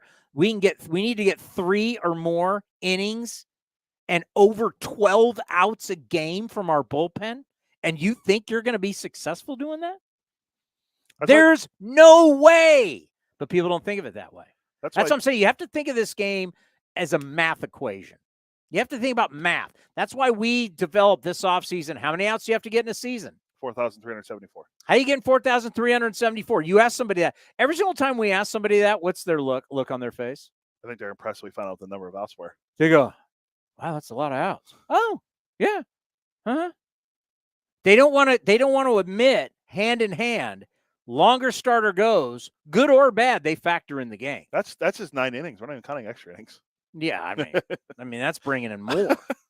Well, and also you could say in some games you don't pitch in the 9th inning when you're at home and you have the lead. Yeah, sure. But I mean, you can look at it. I mean, it's. What would you say is a good bullpen ERA that you would be happy with right now? Well, the way bullpens are used in baseball, I'd say under 3.5 probably. Hold on. What? I bet you I haven't looked at this. I know Tampa has one under that. I'm going to say the Twins do. 3.5, huh? Yeah. How many teams have under 3.5? Were the Rays and Twins one of them? 10. Rangers. Nope. Oh, wow. I'm not going to sit here and do your top 10. I'm just going to tell you, only 10 teams. So that means more than half of baseball has ERAs over 3. Well, I would never would have said Boston. Who's number 1? Probably Tampa, right? Tampa, Seattle, New York, Astros, Angels. Angels surprising because they've been terrible for years. Oh, Pirates. Wow. Yeah. More than half your league is not at what you say is good. Who'd I say? I said Rays and who's the other? Oh, where are the Twins at? 3-7. Okay, 3.73. Okay, it's not about you. I know the Twins have really good starter ERA.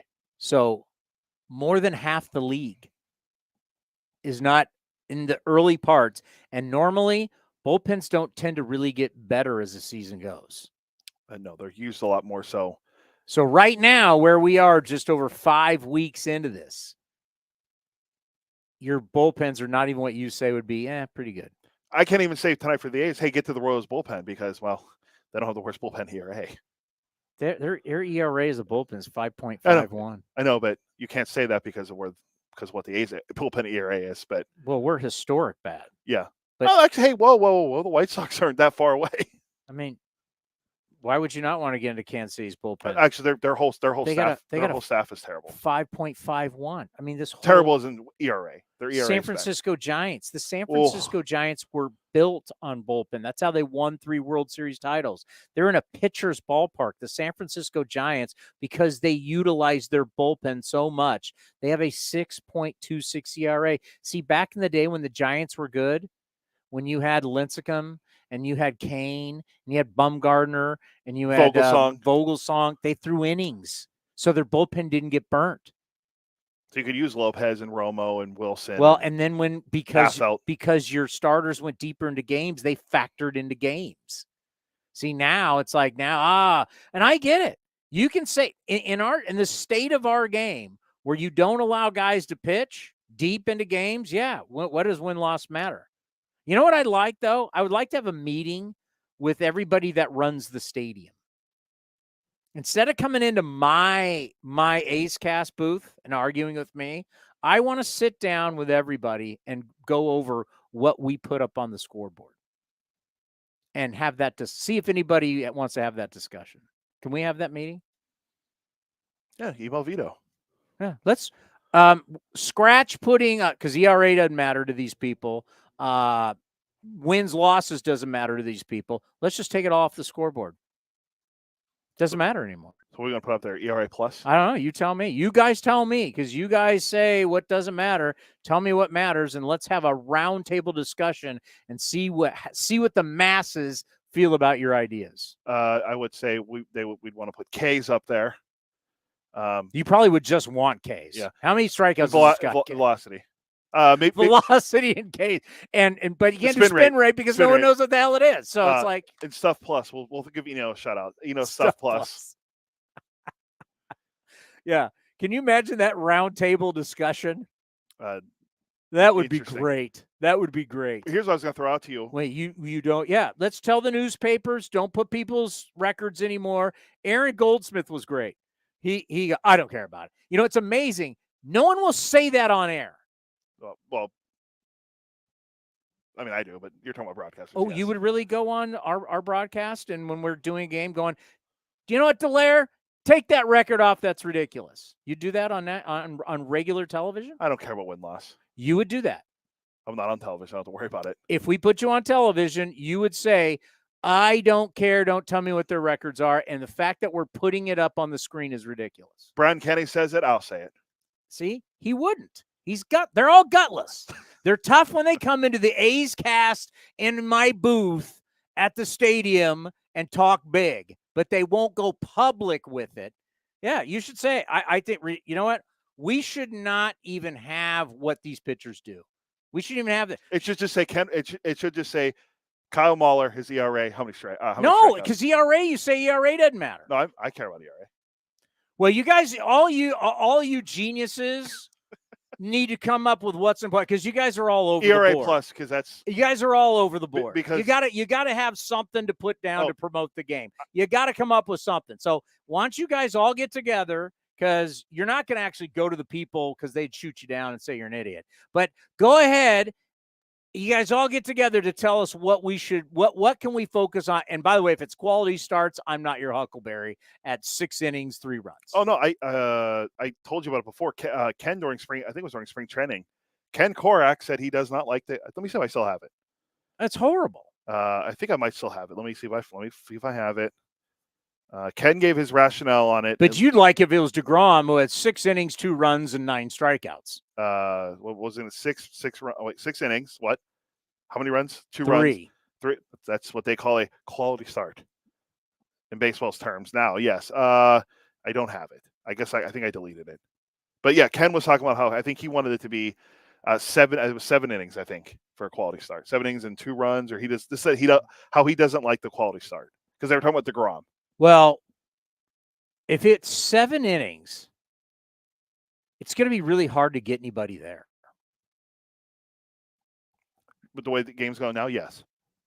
That's what I think people don't understand. And that's why I hope this may be too much for you. You may be like, why are they talking about that? You have to understand how many pitches per inning.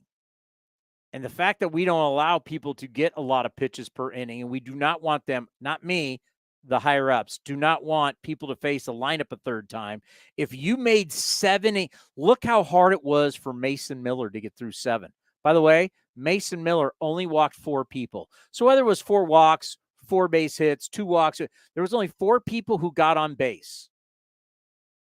Now, was he as sharp? But he barely got through 7 with no hits.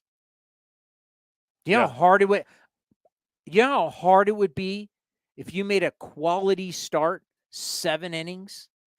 Yes, because not a lot of guys are doing it. I swear I just found it. I think I did find Ken and Ronnie. Let me see. Here we go. Let me make sure it adds in here and we can play it.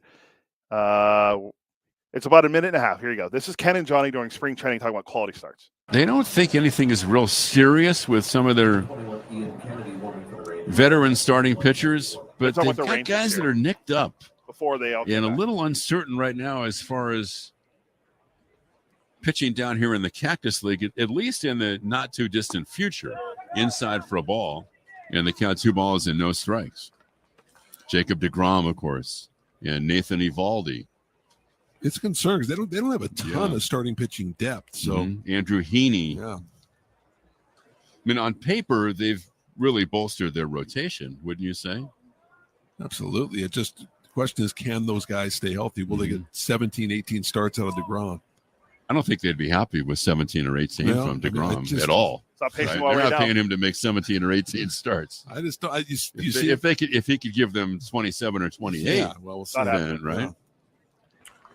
If they get 25 starts out of deGrom, be great. But I'm just saying, look at the history. We'll see what happens. If they got 25 really good starts from him right now, then you're talking. Yeah. I mean, their GM Chris Young is sitting right next to us here. We could ask him if he would.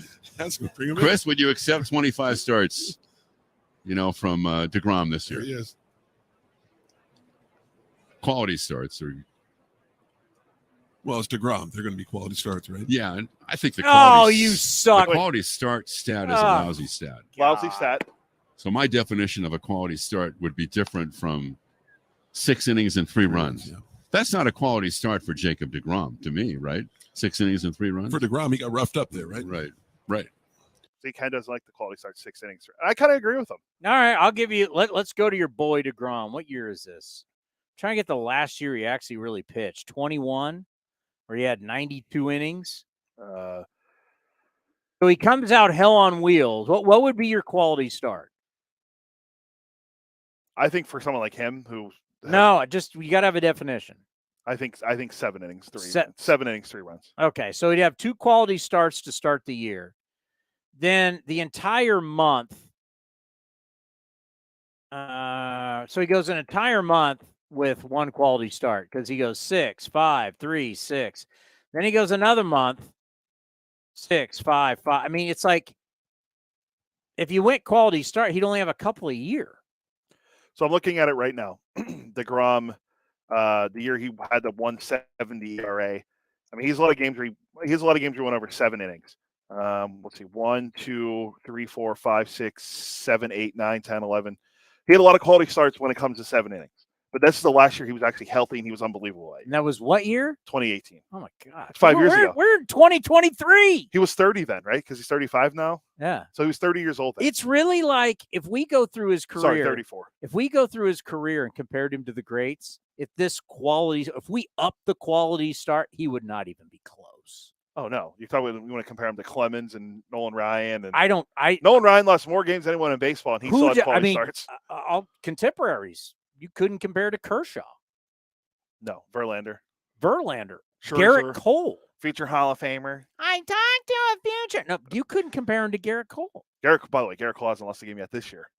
But wins don't matter. It's good ERA. It doesn't matter. It's almost under 1.5. Think about that. Doesn't matter. Wins don't matter. Why does Garrett Cole get wins? Because he goes what? Deep. Into games. By the way, his team hasn't been winning. No. Yankees have been bad. We need to get into that. We'll series. get to after Shooty. We'll get into it before we play Kotsay. We haven't taken a break yet. I should probably take one. On TV, they break like every two. It's like I just start getting rolling. It's like you're spoiled now. You're on tease. You're spoiled now on TV. I was like, I got more to talk about. I got things I want to talk to Shooty about. Tease on A's post game live. Seriously, can we get some stuff? We got some stuff to talk about. That's a great thing about what we do. We can break, we cannot break. Yeah, for sure. But we do have sponsors we need to play. Coming up next, the Super Scout, Shooty Babitt, right here on A's Cast Live. This is Chris Townsend. There are two things that are a must for me: comfort and style. Whether I'm playing golf, going to dinner, I've got to have the right feel. That's why I've partnered with Linksole, and you're going to love Linksole. They have just released their new spring line, new fabrics for their polos, lightweight and perfect for technical performance. Linksole also has new styles for their layers and hoodies with cool prints and seasonal colors. You know what they say in the big leagues: look good, play good. Go to linksole.com. That's linksole.com. Chevron with Techron has unbeatable engine cleaning power, and it gives you unbeatable mileage for all kinds of unbeatable destinations, like time in the sun at the beach, or time in the sun riding roller coasters, or a day in the sun hiking mountains. Well, probably just one mountain would be enough for a day, but hiking a mountain is still an unbeatable choice for how to spend time. Download the Chevron app now to get unbeatable mileage at locations near you. This is Chris Townsend, and if you're looking for a place to eat and watch games, go see my friends at the Chicken Pie Shop at Walnut Creek. The Chicken Pie Shop is one of the hottest restaurants in Walnut Creek. You're not going to find a better menu, and come try their world-famous chicken pie that has been served in Southern California for 86 years. Spacious indoor and outdoor dining, perfect for your next private party or corporate event. Don't forget free parking. For more information, go to chickenpieshopwc.com. That's chickenpieshopwc.com. If you're looking for a new mattress, Nest Bedding has you covered. Sleep on the same mattress Hall of Famer Ricky Henderson sleeps on. Nest Bedding is the #1 brand of online mattresses and the Bay Area's favorite mattress store. Take home the Easy Breather pillow. The New York Times calls it their #1 pick. You can navigate their easy-to-use website, nestbedding.com. That's nestbedding.com. Green and Gold fans, use the coupon code Oakland and you get 10% off your entire order. Nest Bedding, love where you sleep. Thanks to the Xfinity 10G network, my little brother's friends won't leave our house. When I was their age, internet with basically no interruptions was a pipe dream. You sound like my grandpa. Now through April 23rd, new customers can get 200 megabit Xfinity internet during our limited time Xfinity 10G network launch celebration for just $25 a month for 2 years. Go to Xfinity.com/10G, call 1-800-XFINITY, or visit a store today. Requires paperless billing and autopay with stored bank account. Restrictions apply. Taxes and fees extra. After promo, regular rates apply to internet service and devices. Actual speeds vary. Hey, Billy, this deck is great for getting everyone together. Thanks. We're really enjoying the outdoor space, especially on a day like today. What's the material? Humboldt Redwood from Ashby Lumber. They gave us a great deal, provided us with a quick quote, and we couldn't be happier. We even found a great contractor through their online contractor directory. Don't miss a day outdoors. Visit Ashby Lumber in Berkeley or Concord to see our stock of naturally strong, naturally beautiful Humboldt Redwood. Find out more at ashbylumber.com for all your building needs. Ashby Lumber. Innovation is at the core of Cal State East Bay, like at our Green Biome Institute, where faculty and students preserve genetic information from California's endangered plants, or how we open doors for local entrepreneurs at our Small Business Development Center. From educators to nurses to STEM professionals, Cal State East Bay has real impact throughout the region's neighborhoods, boardrooms, and the entire economy. Be part of the innovation. Connect with Cal State East Bay at csueastbay.edu/impact. Bring the whole family out to the ballpark for this Friday night showdown on May 26th. Come see your A's take on the Houston Astros, then head down to the field to see the best fireworks in the Bay Area. So get ready to enjoy a one-of-a-kind pop through the decades post-game fireworks show. Throws and it's swung and hit to right field, deep in the corner, and that's going to be gone, and it's back to back to back. Grab your seats today at athletics.com/fireworks. That's athletics.com/fireworks. Streaming from the town, A's Cast Live continues with Chris Townsend. Well, now joining us here on A's Cast Live, he is the Super Scout, Shooty Babitt. How are you, Shooty? Doing fantastic, Tony. Getting ready to do the pregame. Brody Brazil and I going to put it down tonight and talk some Kansas City and Oakland A's baseball.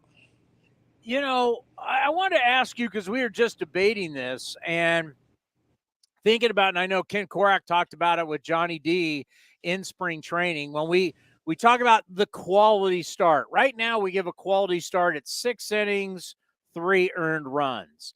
You watch a lot of baseball. You watch big league baseball. You watch minor league baseball. If you got a chance to change what the definition of a quality start is for a starting pitcher and how we can judge starting pitchers, what would you make that?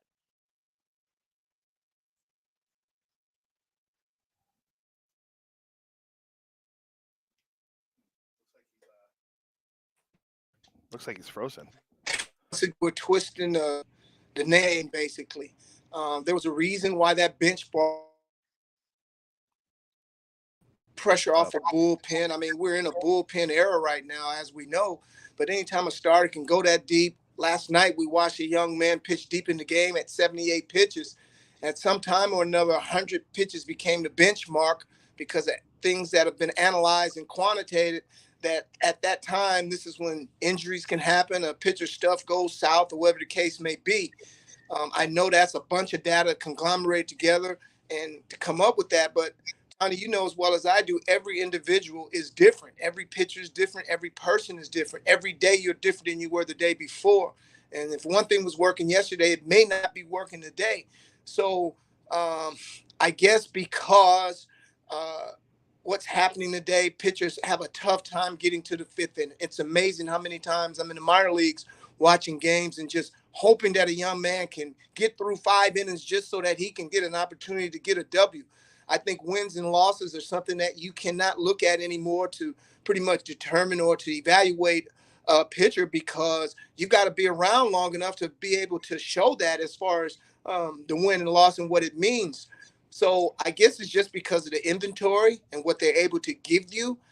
You've got to make some adjustments. But until pitchers show you that they're strong enough and durable enough to go deep in the game,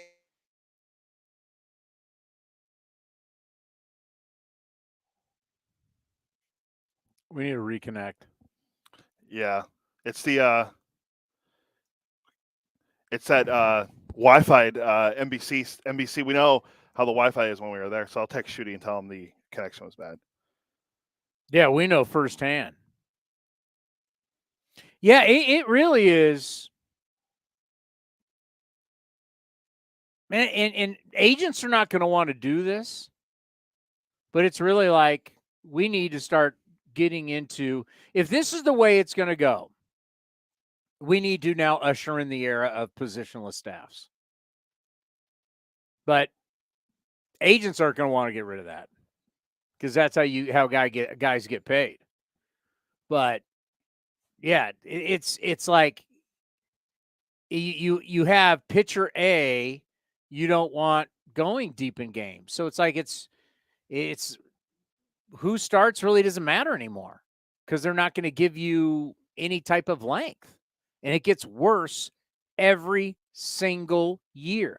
Every single year now, for years, bullpens pitch more and more and more.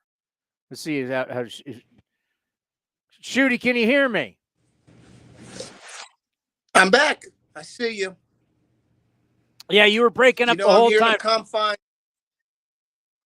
Kid, well, I'm probably here in the studios over here, Townie, and you know how to watch. So, hey, we're gonna I know call. you don't want to continue to go through this stuff. We're gonna call you. We'll call you. Yeah, we're gonna have to do a phone. We'll have to do a phoner with the great Shooty Babitt, as we'll get him on the line. That'll be the best way to do it. Because unfortunately, couldn't hear. I mean, I'm gonna have to get to him how frustrating it is when you're a scout and you go to see somebody and you want to analyze somebody, and essentially, what are you seeing? You're seeing a kid go, 3 innings, throwing as hard as he can and trying to do, you're not seeing any type of length. How deep can he go to a game? How much does he help you? Shooty, you there? No, he's not there.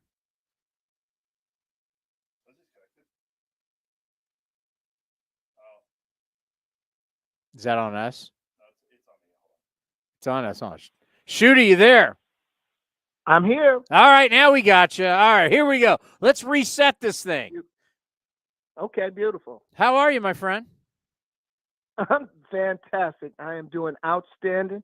No rain, no pain. Yeah, this is like a mulligan off the tee. This is beautiful. Good thing for tape. So we're trying to figure out, like, a quality start. And a lot of people would like to see it extended to 7 innings.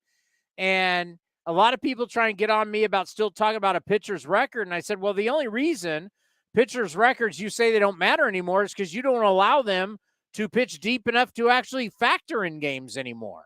And because you do that, we've now basically ruined bullpens, because I can give you the numbers on bullpens right now. The majority of bullpens are they are just an absolute train wreck. Here, throw it back over here, Cody, if you're going to do that. Bullpens right now in baseball are a train wreck, and we do know, Shooty, bullpens don't get better as the season goes on. They just get more taxed. So it's like, to really judge pitching, like if I was to say to you a quality start, could you give me what the innings and runs, what do you think it should be? In my humble opinion, it's going to always be 6 innings. And the problem that we have, because we've gone to just an era of bullpens, most of these guys come in and throw 1 inning. Okay, we're not talking about 2 inning and 3 inning bullpen guys. Back in the day, had closers that went multiple innings all the time. Okay, 1 inning. Okay, who has enough guys that can come in and huff and puff for 1 inning every other day? Most of these guys, if they throw yesterday, they can't come in and pitch again consecutive days. And then you're talking about guys that are tired right now, and it's just now May. Their cleats have just gotten broken in at this point. Are you kidding me? So, I mean, we got all emphasis on velocity, on velocity. Grab it and chuck it as hard as you can. If you notice how many times you just sit there and watch bullpen guys that sit there, can't wait to get in the game, sit there for an hour and a half, getting paid for doing nothing. Then they get their name called. They come in the game, what's happening? Ball 1, ball 2, strike 1, ball 3, strike 2, 3-2 count, 3-1 count. You know what I mean? Nobody can pitch anymore. Everybody's throwing. So guess what? You huff and puff until you figure you can't blow the house down, and you're going to have to learn a different way of getting in there. So until they change the mindset on how they are developing these kids, take that radar gun away, teach these guys some touch, teach these guys sequence, teach these guys the art of pitching, we're going to continually and constantly have guys breaking down, having Tommy John surgery, and a shortage of pitching. You know, I wonder how these guys feel when they come to pro ball, because if you are a top pitcher coming out of college, You pitched a lot of games. If you're a top draft pick coming out of high school, you pitched in a lot of games, and now we're throwing you in A ball, and we're allowing you to go like only 3 innings. And we're not even allowing you to go 3 innings every 5 days. It could be 6 days, 7 days. At what point, as just a baseball player, do you get tired of not participating in games? You're really, if you look at the grand scheme of things, 9 innings a day, and you're only going once every 6 days, you're sitting around watching a lot of games, Shooty. And I got to think, if you're used to playing a lot and now you're not playing, that's got to drive you nuts as a top draft pick.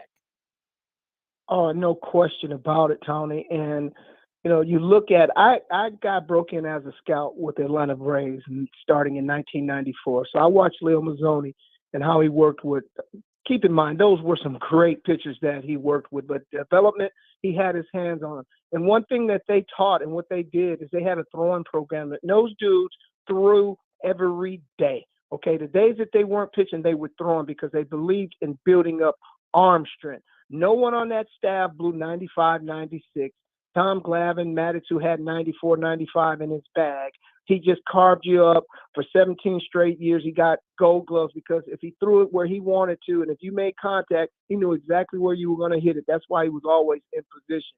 Okay, so how could you come to pro ball and you have an opportunity to compete against the best in the world after you busted your tail, worked your way through the minor leagues, fought off all the competition that you have, and then you get here and then you're a specialized guy when you're used to being a guy that goes out, because you get better by playing every day. You don't get better by watching. I don't care what nobody says. I remember my son went to college. He went to San Diego State. Tony Gwynn told him all of that stuff. He got down there, and before he even unpacked his suitcase, he had already recruited over him. So he's down there sitting, and he sat for his whole freshman year. Sophomore year, he's same stuff. So he called me and said, "Dad, I didn't go to school to be a cheerleader. I want to play." He came back here and went to the Academy Arts University and played the next 3 years and had a ball at a school nobody even knew that they had. Ended up getting drafted by the Dodgers, played for a couple of years and experienced playing professional baseball. But the bottom line is he had more fun over at the Academy Arts playing every day opposed to sitting. So, yeah, this is definitely an adjustment. And this is even more harder adjustment when you know you do get that opportunity on that 6th day and you come out there and you poo-poo on yourself for an inning and third and they got to come in and snatch you. You got to wait 5 more days before you get a chance to pitch again. So it's a tough gig, but you know what? Ain't no league bigger than this one, and nobody ever told you it was going to be easy. So that's why the lights are so bright up there, man, because you need them to see the best players that are playing. How tough is it as a scout when you're not the big league level and you're, as you say, out in the bushes? We don't know where you are. We can't contact you. You're out in the bushes. But how tough is it when you're out there and to evaluate guys when you only see him for 2-3 innings? I mean, you really don't know what he's like in the 2nd inning versus the 5th inning, 6th inning, God forbid the 7th inning. If you're only seeing these guys, how do you truly evaluate them if you're seeing them for 2-3 innings? Well, Tony, you've heard me say it plenty times before. Guys define their role. Your skill set will separate you from other players. So if you're not balling, if you're not doing nothing, this ain't no guessing game. Because at a certain period of time, you become an evaluation scout. You know, you're putting your name on a guy that you've seen something happen, not a projection, you know, not no statistical, analytical, quantitative measurement that came up and told me that this guy is going to be that guy. No, it be because when I put my name on that guy, when he goes out there, my name is on that guy. And seeing is believing. It's just like as an athlete, once you've done something, you know you can do it. Even though it might have been difficult, you know that you can do it. So once I've seen it, if I've seen a guy spin that breaking ball, even though it's not a very good curve ball, he doesn't have really good command of it right now, but I can see the spin in that ball. I can see the revolution in that ball breaking in and out of the zone. Then I can say, hey, this guy's got a curve ball. He's got a chance to be a viable pitch. There's need to be some adjustments made, but the quality of the pitch is there. So, man, you can't make no money sitting in this business. I don't care who you are. It doesn't matter what sport. You can't sit in football, can't sit in basketball and make any money. I mean, that's just how it works, right? And I think about you going to see a guy, and that's where we talk about S.A. Ruiz, about when you saw him do so many different things, what he was able to do with his legs, his bat, his glove. He affects a series in so many different ways. We're seeing that now at the big league level. Just talk about the first time you laid eyes on him and what you saw. Yeah, Tommy, I was the type of player who I could run a little bit. I wasn't super fast. I could hit a little bit, but I didn't have great power. I had a skill set, but I had to work very hard. I had to take guys out at second base. I had to take the extra base. I had to do the small things just for somebody to notice me. I'm 5'7" and 170 pounds. I just look like another little dude on the field.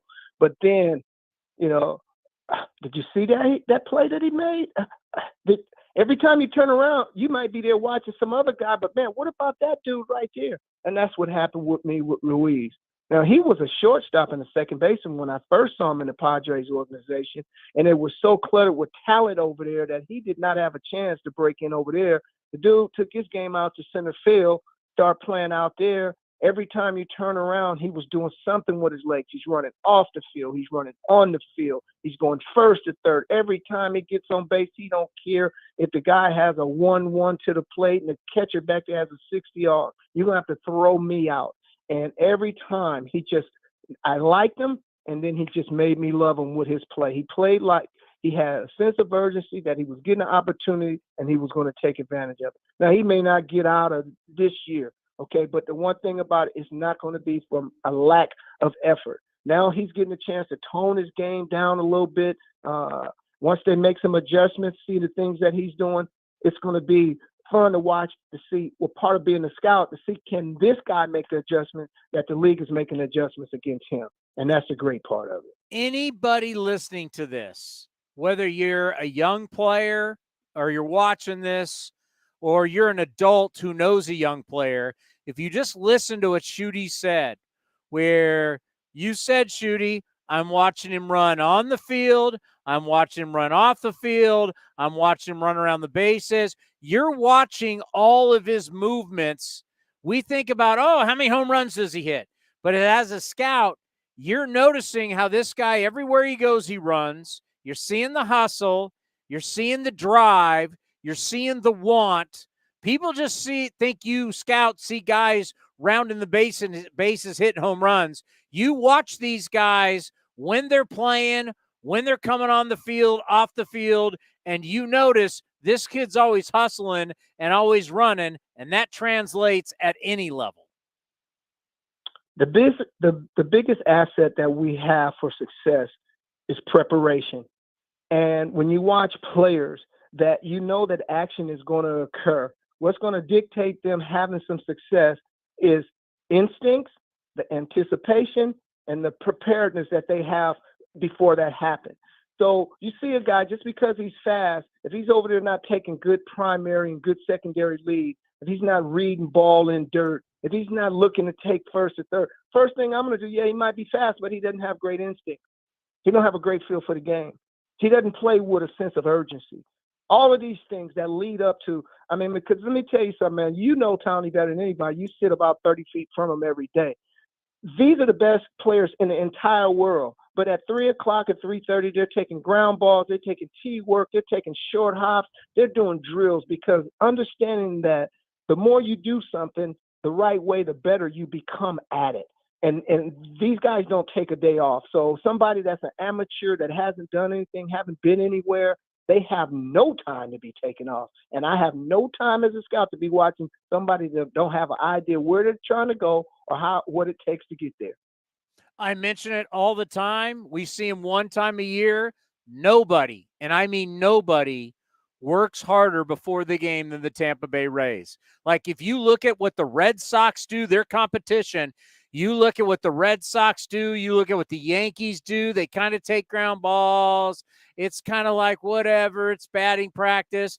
Before after the A's get done hitting, Shooty, They take the batting cage, pull it back, and they take a full-on infield, the Rays do, before every single game. Before they have swung a bat, before they put a bat in their hands, their infielders will do a full-fledged, old-school infield practice like they're a summer ball team, and then they bring the cage back, and then they start working with hitting.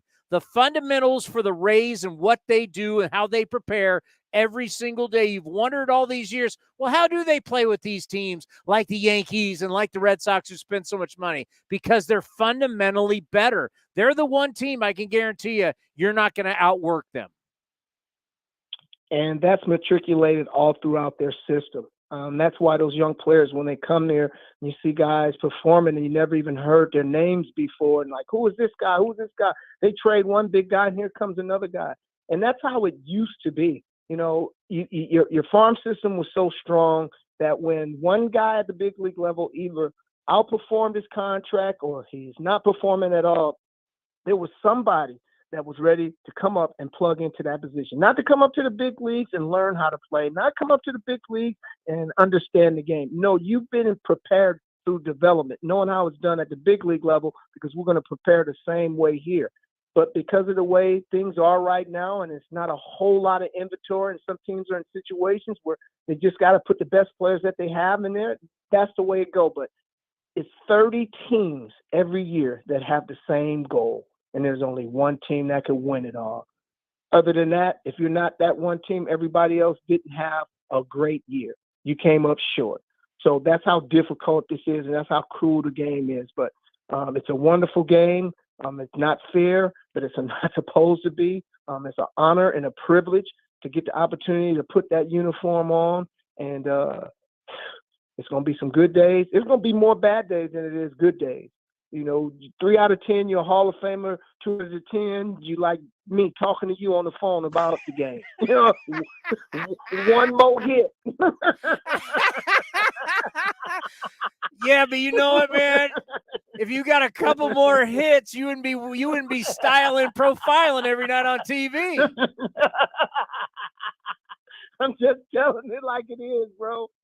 You'd be fishing in the Bahamas if you would have made all that money. We wouldn't get you on NBC Sports California or on A's Cast if you had a $200 million contract. Yeah, but you know how I look at it, Tommy, though? 2 hits is sure enough better than no hits. I can't tell you how many times I explain it. It's a game of math. You get one more hit, one more double, one more that it adds to all of your stats. Everything goes up with just one more a week. One more a week, just everything gets bigger. The move by the A's to move 3 guys out of the clubhouse and now move 3 new guys in just after the 5-week mark. It's like, okay, we gave everybody that month and a little bit over a month. How powerful is that move of taking 3 guys out and bringing 3 new guys in? I love it. I love every bit of it because it's reflective of the people that's running this organization. We have some guys that hate to lose, even though they understand the situation that we're in and the results that happen. It's not that they're going to sit here and take it and like it. They're going to continue to try to be as competitive as possible. They don't want anybody to sit there and think that it's okay to be marginal at the big league level and eat big league spreads and wear big league uniforms and get big league treatment and hitting a $1.76 or you got a 7.8 ERA. That's not how it's done at the major league level. So we're going to continue to move guys in here that want to take advantage of an opportunity. And if they do, they'll stay. And if not, they're gone. But you got to keep on. You know what? I was talking to somebody early, Tony. You know, how would you feel if you ended up on a team with the worst record in the history of baseball and to know that you were on that team and you were an underperformer and you're going to be part of that history? Well, every guy that's on that roster have an opportunity to be a part of that. And if that is not enough to motivate you, to get your game right, to take your stuff to another level and to lift this team up like they need to be lifted up, then you don't need to be in the big leagues anyway. So to answer your question in short, I think that's the best way to get everybody's attention that's on that roster. I know you got to get ready for TV tonight. And we'll be watching you and Brody Brazil. We tape every pregame show around here to see what you guys are saying on NBC Sports California A's pregame live. But if I could transport you to Kansas City, and Mark Kotsay says, Shooty, you've been in this game a long time. You've done a lot of different great things in this game. And he could bring you in to talk to the players right now. What would be your message to these players? We got a long season to go. Understand that this is an opportunity of a lifetime. And most of you are here is because you've sown something in the past that showed that you deserve to get an opportunity to be here. In life, sometimes you only get one shot. Just make sure when you leave here that you gave it the best that you had, and there was nothing that happened to you that was in your control. And be happy with that. There you go. Have a good show tonight on TV, my friend. Thanks, bro. Thanks a lot, Tom. Thanks for having me. The great Shooty Babitt. Join us right here on A's Cast Live. You'll see him on NBC Sports, A's Pregame Live, Xfinity for me, channel 721. I was going to say, what about for you? It just comes up NBC Sports California. On what, Hulu? Whoa. YouTube TV. YouTube TV. By the way, YouTube TV, figure out your MLB Network thing because I'm getting a little antsy. You know what? If you don't have MLB Network, it's like you're not even a part of our game.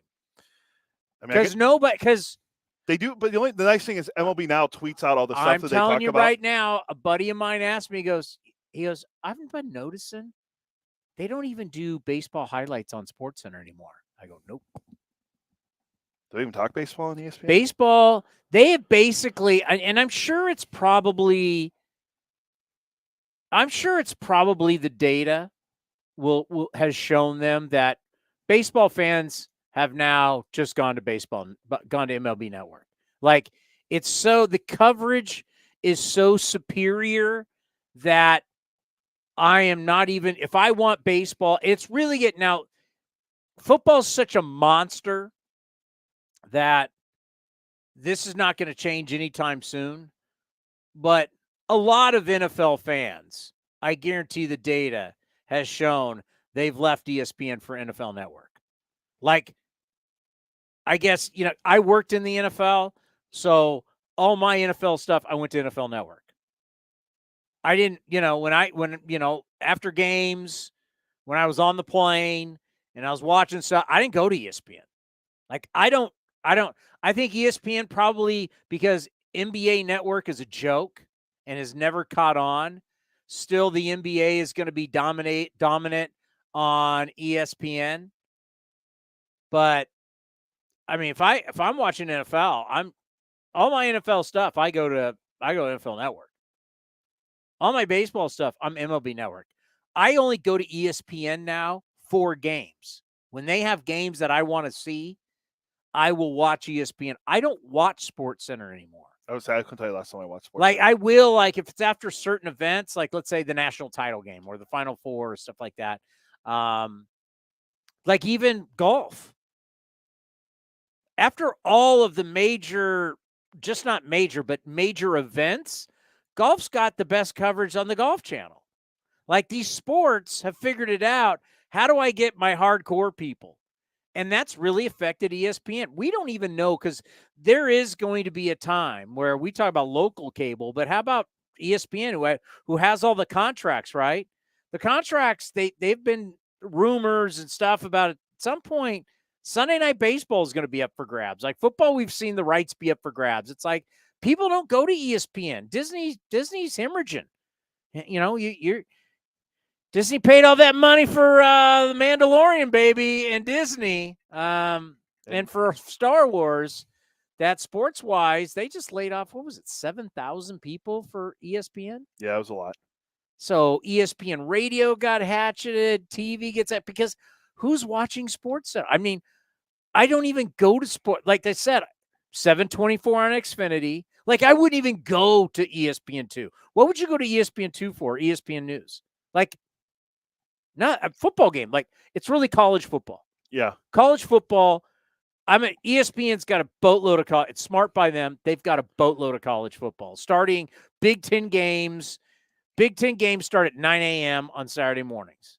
And then you're going to have ESPN2. Fox was smart. They got into it. They got our Mountain West. They got so many games. You know, your Fox Sports 1's going to have a late night Pac-12 game. I mean, it's like college football is the one sport that all these cable channels, they got to have, because we'll all still watch those. And there's people who like to bet money on these games, and you watch them throughout the day. But for the most part, I don't even watch SportsCenter. Like, what are you watching? Yeah, what are they covering? I watch. And who are these guys doing it? Mainly ESPN anymore. Before we get to Mark Kotsay, it's NFL Live and NBA. They do a lot of NBA stuff. Obviously, they do a lot of NBA. Yeah, that's the one thing, because the NBA channel, NBA TV, it's not on YouTube TV either. I don't even watch it. Like, I don't even know who's on it. I don't watch it. It's never gained the traction that the NFL Network and MLB Network. Put it this way: when I first got into the business, and you went into a baseball clubhouse, it was always on ESPN. No doubt. It's not like that anymore. Now you go into a baseball clubhouse, all the TVs, they will all be on MLB Network. They won't, not any of them are on ESPN. NFL, you go to an NFL building. NFL is one of the most, it's funny. It's like the Shield, right? When we joke about the Shield. You go into an NFL building, everything's NFL. Like NFL Network. They don't put it on. I mean, everything's NFL. That is where NFL people live, on NFL Network. That's why it's so big to be on these channels inside your industry. If you're in the industry of baseball, being on MLB Network is a big deal. Everybody's watching it. You go into any executive's office, you go into any clubhouse, you go into anywhere you go, like you go into the training room that the A's have with the TVs, MLB Network's on. ESPN's nowhere to be found anymore. And it's the same thing when you know, and I haven't been to the Niners facility in years, but with the Raiders facility, everywhere you went, NFL Network. Everything's NFL Network. The only thing I really watch ESPN for besides college football, they do have hockey. Well, they have hockey on there sometimes on ESPN 2. So I'll watch hockey. That's about it. I don't even watch Sunday Night Baseball. You're not watching, like, do they still have Big Ten Mondays or? Maction. I think they still play for hoops. Oh, yeah, college basketball. I mean, I watch college sports on there, but I don't go there for They're baseball. good at college sports. Yeah. I mean, but other than that, they're not. If I'm watching, I mean, the best highlight show that shows you the majority of the highlights uses the team broadcasters is Quick Pitch. Yeah. I watch Quick Pitch every night. Every night. My kids hate it. But every night I'm like, turn it. I'm watching Quick Pitch. Right? I got MLB Now taped. I will rewatch that. Their information is second to none. Intentional talk is a bad time for us. I do tape MLB Central every morning, and I'll flip through that. I love D-Row when he's going through people's swings. I think the show's got good chemistry. It's just on at 6 a.m. I mean, that's. Yeah. MLB Now, they do. 6 a.m. When's the last time you've seen 6 a.m.? MLB Now does a nice job of tweeting out their stuff they talk about on their show, so I see some of that. Oh, High Heat with the Mad Dog. I know our audience is not a big Mad Dog fan. I can listen to that on MLB Network, Sirius XM as well. My guy, the Mad Dog. Hey, he's controversial. He's not here to make be you your best friend. No, Mad Dog is not here to be your best friend. And he's ruffled many a feather. He was talking about the other day. He goes, you know how many years I've destroyed the Yankees. I've been destroying the Yankees and WFAN. Oh, yeah, Yankee fans hate him. Man, as a guy that was on WFAN. As a guy who's gotten the most ratings points as a sports talk show host in sports in the history of the industry. When you talk about him, you please refer to him as Radio HOF. Yeah, he is a Hall of Famer. Put it this way. It's about who you like. Put it this way. It's about who says what you want. If Mad Dog was ranting and raving about the A's staying in Oakland, everybody'd love it. Yes. Right. Yeah, go get him, Mad Dog. Go get him. He's just not. Unfortunately, he's not. Yeah. But in our industry, he's a big deal. For sure. Love the Mad Dog. Kotsay? Manager? Yeah. What time are we on it? I was until about 4:25. By the way, I looked down at my thing. I go, what time is Shooty on TV? I all of a sudden I felt bad. I'm like, are we? He's fine. He's got a half hour. Now, Mike, if you've ever seen how thick those ties are that he has, it may take him a half hour to tie that tie. But Shooty Babitt and Brody and Shooty, comeback player of the year, Brody Brazil, and Shooty Babitt will be there at 4:30 for you. Of course, you keep it here on A's Cast as we'll get you ready. A's Total Access. What time we come on? 4:30? 4:30. 4:30? Yeah. So do we have time for The Mandalorian? Yes. This is, by the way, one of the better bobbleheads in the history of bobbleheads. We'll make the museum in Miami. Like, most bobbleheads are garbage. They're cheaply made. Like, the ones the Warriors used to give away at Oracle, like Steph, whatever. They're I have all of them. They're like plastic. Yeah. They were terrible, right? Most bobbleheads, we actually do. Like, this looks like Raleigh Fingers. This looks like Ricky Henderson. This looks like Jose Canseco. This is Sean Manaea. I mean, this one from Texas that you got. Nolan. That does not look like Nolan Ryan. Like, if this didn't say Nolan Ryan, would you know that's Nolan Ryan? No, it's terrible. Oh, the best one. You don't even get to really see it anymore. The San Jose State Bill Walsh is brilliant. And then we have the Ohtani. Let me see. How does it look like Ohtani? If you didn't know this was Shohei Ohtani, does that look like Shohei Ohtani? Well, I would say it's Mike Trout. I mean, this could be anybody on the Angels. Every giveaway is Mike Trout. This literally could be anybody. I'm putting. Now, if I do this, you go, oh, it's Shohei Ohtani. You take the name out. Which Angel am I? Jared Walsh. I'm not Rendon with the beard, but I could be anybody. Yeah. This could be Jared Weaver from back in the day. No, hair's not long enough. This is actually, I got to say, we did a great job with this. They even have the gray beard, which you'll see in a few seconds. Yeah. I mean, this looks like Kotsay. It does look like Kotsay. Now, the problem is when you put accessories with bobbleheads, like I can't tell you how many times I've lost my Jose bat. I always seem to re-find it. My guy Jose can say. See, like the lightsaber for Ohtani screws in. Yeah, because they easily break, fall apart. You know what we don't. You know what I have on the desk, but it's broken. Is my Dallas Braden bobblehead. Oh, my daughter broke it. You know what we need? You know what we do? Do you remember the game my kids used to play, Bobblehead Wars? No. So I have so many bobbleheads that are in my garage and boxes that my kids, when they were younger, had a game show that they called Bobblehead Wars. So we had all these bobbleheads, and they played a game.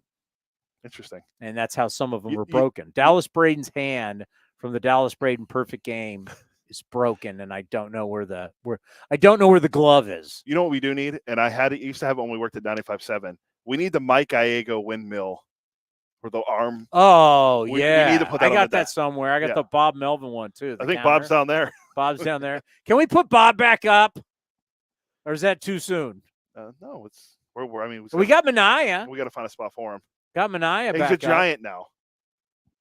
Fires is down here somewhere. Yeah, Fires. Chapman, Chappie and Olsen are down there. Yeah, back in the day, I had all Chapman, Olsen. I had all these guys up here, and it's like, well, one after another, it started going. See you later. All righty. Each week, each Friday, exclusively here on A's Cast Live, and then we play it throughout the week on A's Cast.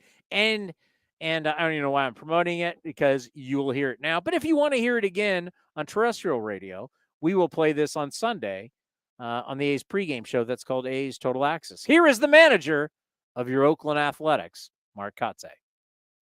Kotsay Show here on A's Cast and A's Cast Live, brought to you by nestbedding.com. Love where you sleep. You go to Nest Bedding, you get your mattress, your pillows, your bedding. Use the coupon code Oakland to get bedding.com. Mark Kotsay back on the road. How are you today? Doing well. As you can see, sitting in my office bright and early here, and just prepping for a big game today against the Royals. I got to say, the decorations in that office, this might be the best office we've seen so far. Yeah, I can take you around, Townie. Hold on one second. Let me lift this up. We got here. baseball cards. You got baseball cards and of managers, legendary managers. I One like that I it. played for right there, Bobby Cox. So, a lot of history in here. during the times that you're going through right now, when you talk about the legendary guy, because you played for guys that are either in the Hall of Fame or someday will be in the Hall of Fame. At this point right now, what do you think you take from them? Well, I think I sit here and look at, a manager and Bobby Cox and the success he had with those teams with the Braves in, the 90s, or excuse me, is it 90s? Yeah, in the 90s. Bruce Bochy, I'm sitting here with his Padre card and know what Boch went through when I played for him in 01, 02, 03, grinding seasons. You laugh because Tommy Lasorda is here. I'm sure he's pointing at an umpire, not pointing at the bullpen, but who knows, right? Yeah, I mean, these are all great men that have done an amazing job in the game and been a part of the game for so long, the history, and that's kind of what you take from them, just the perseverance and longevity of their careers. They went through ups and downs as well. Oh, there's no doubt. I mean, when you think Bobby Cox's career, I mean, before he got to the Braves, then even his young Braves teams, they had some big time struggles. I mean, go back to Bruce Bochy and some of those 90s teams. So it happens to everybody. But you always see one thing, though. The key is the fight, to keep the fight going. How much are you still seeing that, and how much do you like that in your guys? Yeah, no, I do like that in the guys. I think we've seen that, especially over the last week. The series that we just came off, it's a tough series. It was a grinding series against a division rival who, we haven't had a ton of success against in the last few years, even with the 2020 team, 2021 team. It's good to see the fight. It's good to see the progress. We have to stay focused on those positives and know that, we can get this thing turned around, that we just need some momentum. Obviously, a win brings confidence, and, that's what we're looking for, and that's what we're striving for every day. Obviously it's about you and not so much the other teams, but looking at the two teams you're playing on this trip, when you start looking at the Kansas City Royals, they've had some struggles. There's no doubt about it. And the New York Yankees, you're catching them at a time. They have so many guys on the IL. They are also struggling. So here's some opportunities when you say on the road for your ball club. Yeah. I mean, every day is an opportunity, right? To go out and to win a game, to start building momentum in that direction. And this team that we're playing, the Royals, they're going through a very similar process as we are. They've got a lot of young players. They do have some veteran players mixed into that group. But, ultimately, we're two teams fighting to, have success, to build these guys up, to watch them mature and become, everyday major league players. And, we're watching that ourselves every day with guys like Ruiz and Rooker and Noda and now Blade, who just joined us. And obviously our pitching staff. It's Mueller, Waldachuk, Sears, Miller, names like that. We're maturing and watching them grow. Yeah, we got to get into Rooker about being American League Player of the Week. It's a special deal. But just one more on your team. When you look at bringing in 3 new guys in the bullpen, what does that say to the team and the clubhouse when it's just not one guy out, one guy in, where it's a group of guys out and a group of guys in? No, it's a statement. I think it's a statement in terms of, performance is going to dictate, how we go forward, and the moves that are being made, the moves that were made, I think sends a loud and clear message to the clubhouse. That we're not going to sit on our hands and not do anything, not try anything, not give guys opportunity, that we're having success in AAA. And that's my job, to continue to manage the culture. And that was the message yesterday in the locker room before the game. It's, hey, look, my goal is to keep this group together, but at the end of the day, they're going to make change, and they're going to do what they need to do to improve this club. And if that means, swapping 3 guys out and bringing 3 new guys in that showed that they, earned that opportunity yesterday in the game. And I think that's the direction that this front office and it has taken a stance on. Brent Rooker made the team, according to David Forrest, on the last night, and now AL Player of the Week. Gone through a little bit of a rough patch since, but his numbers are fantastic. Just how happy were you for him, his journey, everything he's been through to get an award like that? Yeah, it says a lot about that young man's character, his work ethic. They had him on, I think it was Intentional Talk or one of the MLB broadcasts. And what a great kid. I mean, he spoke so highly of just the organization, the opportunity.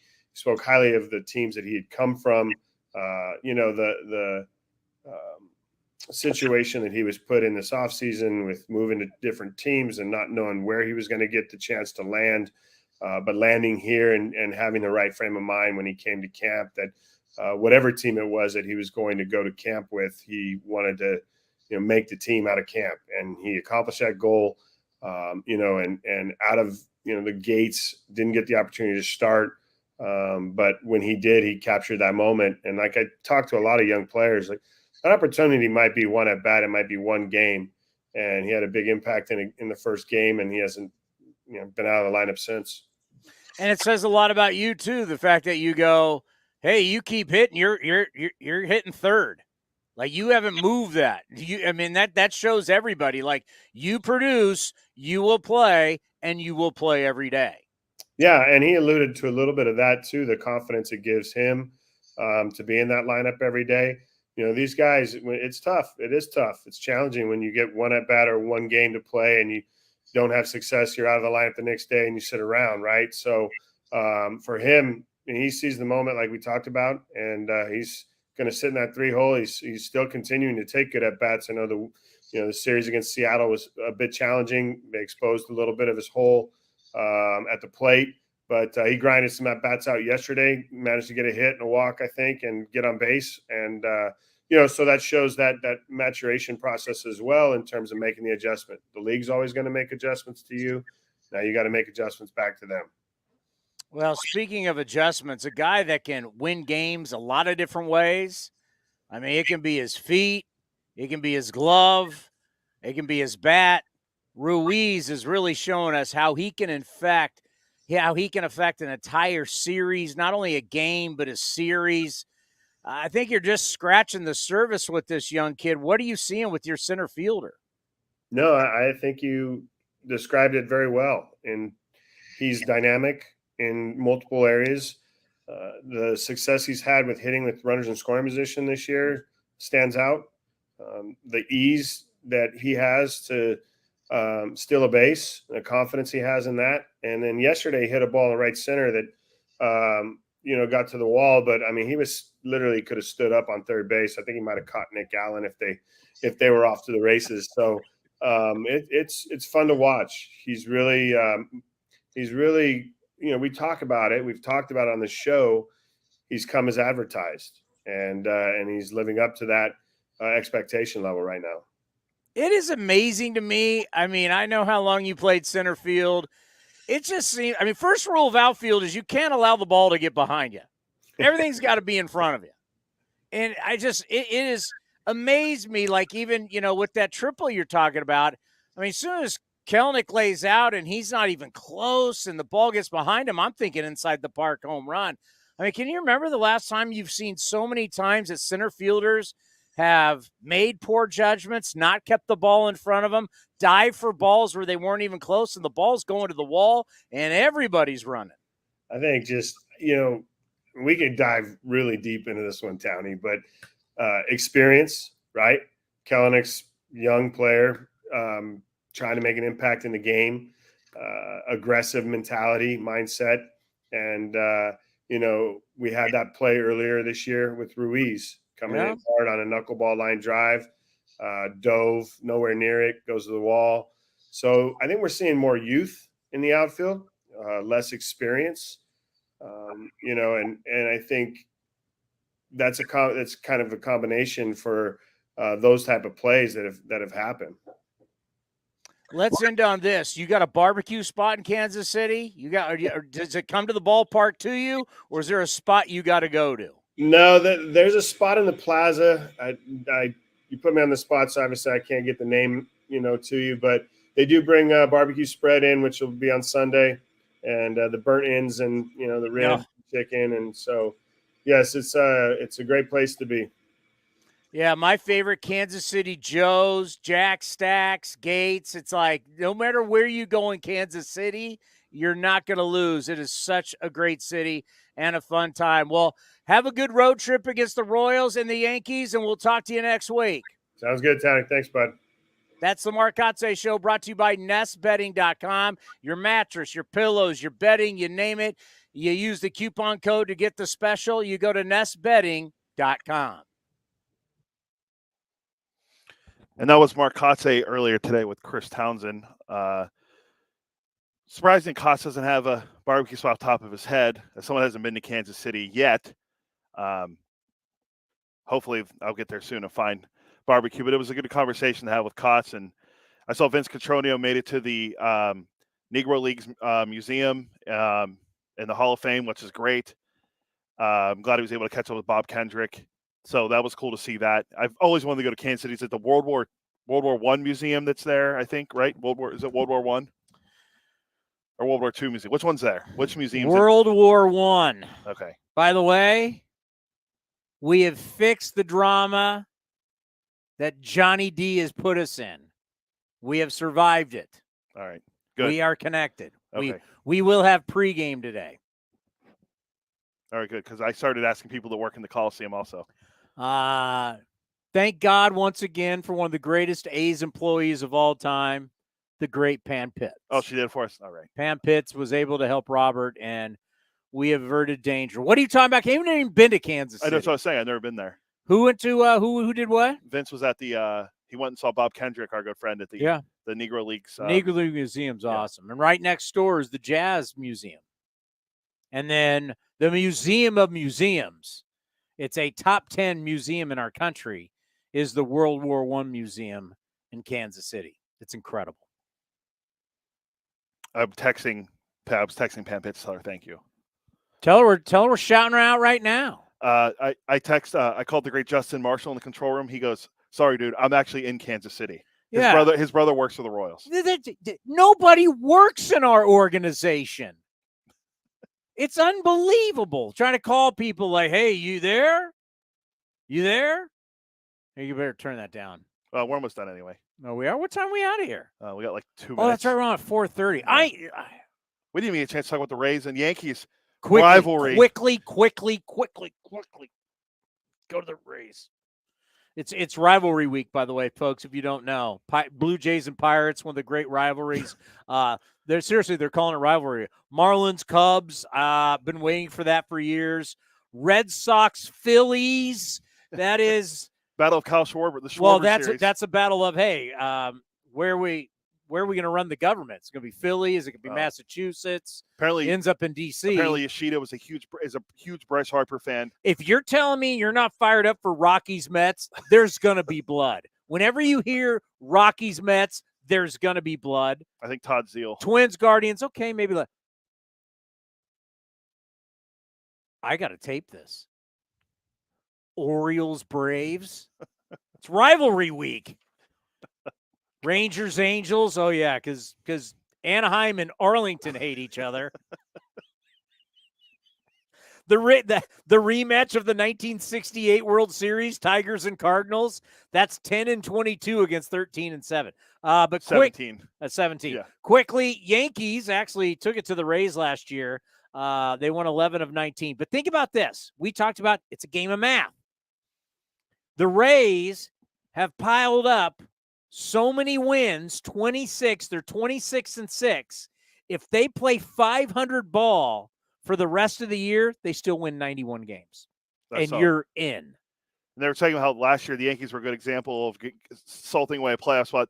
The club was 38 games over through July 8th, and then the team won. Read the record. Yeah, they were 61-23. And the A's, remember, we were there at the end of June. They had already crowned them champs. Yeah. They were like comparing them to, is this as great as the great Joe DiMaggio's team or the Mickey Mantle? 98 Yankees. The team was 2 games under 500, 38-40 over the final 78 games and still won the AL East. Well, the Yankees, if they lose tonight, they're going to be 10 games out of first place, right?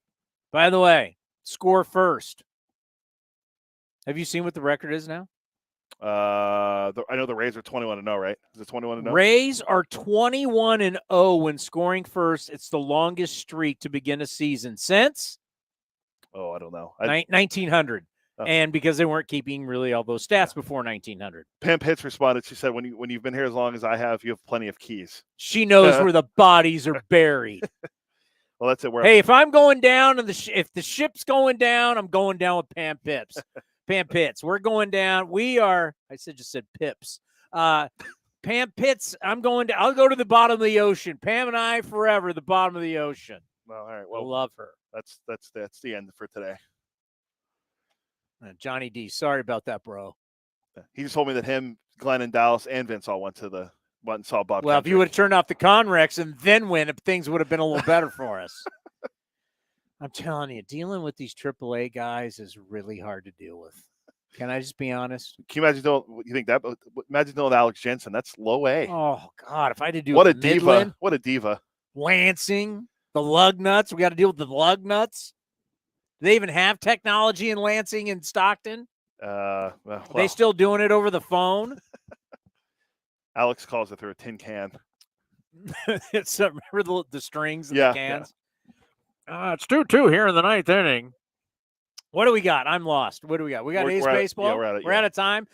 We want to thank Mark Kotsay, the great Shooty Babitt, and Rex Hudler, the Wonder Dog, one of my all-time favorite guests here on A's Cast Live. Let's get a little baseball going. You know what? In the end, it's still a game. We're going 9 innings, 27 outs, hopefully under 3 hours. Let's enjoy a little baseball. Let's get ready for a little baseball. We do this because we love the game, and we'll be here all weekend long, baby. Thank you for watching and listening to A's Cast Live. We'll be back on Monday from the Bronx. Correct. David Feldman, new top 10. I came up with it. Top 10 players to play for both the A's and Yankees. Louis Polonia. Who's the guy? Plank. What was his first name? The guy traded for Ricky twice. Eric Plank. Obviously Ricky Henderson. Catfish. Jose Canseco. Catfish. Reggie. What's his name? Our buddy, the big lefty. We saw it. We had him on the show. We had him on. He was one of the. Greg Cadaret. Yeah. Caddy. We'll see what he comes up. We'll see what Feldy comes up with. We got to come up with our own. Yeah. All right. That's easy. Eric Chavez played for the Yankees? Yes. Eric Chavez. That's another one. Who else was the AA? Oh, Randy Velarde. Esteban the Wise was a White Sox. Randy Velarde, the most strapped guy in the league. Randy Velarde was a Yankee in an A. Yeah, and we also had the pitching ninja on Monday too. It's almost like Babe Ruth owned the A's. Yeah. In Philadelphia. Heavy hitters coming up. Pitching ninja and Feldy. All right. Thank you for watching, listening. A's Cast Live. You have a wonderful weekend. Coming up next, A's Total Access, brought to you by Chevron. With more sunshine returning, it's time to get outside and make the most of what Cinnabar Hills Golf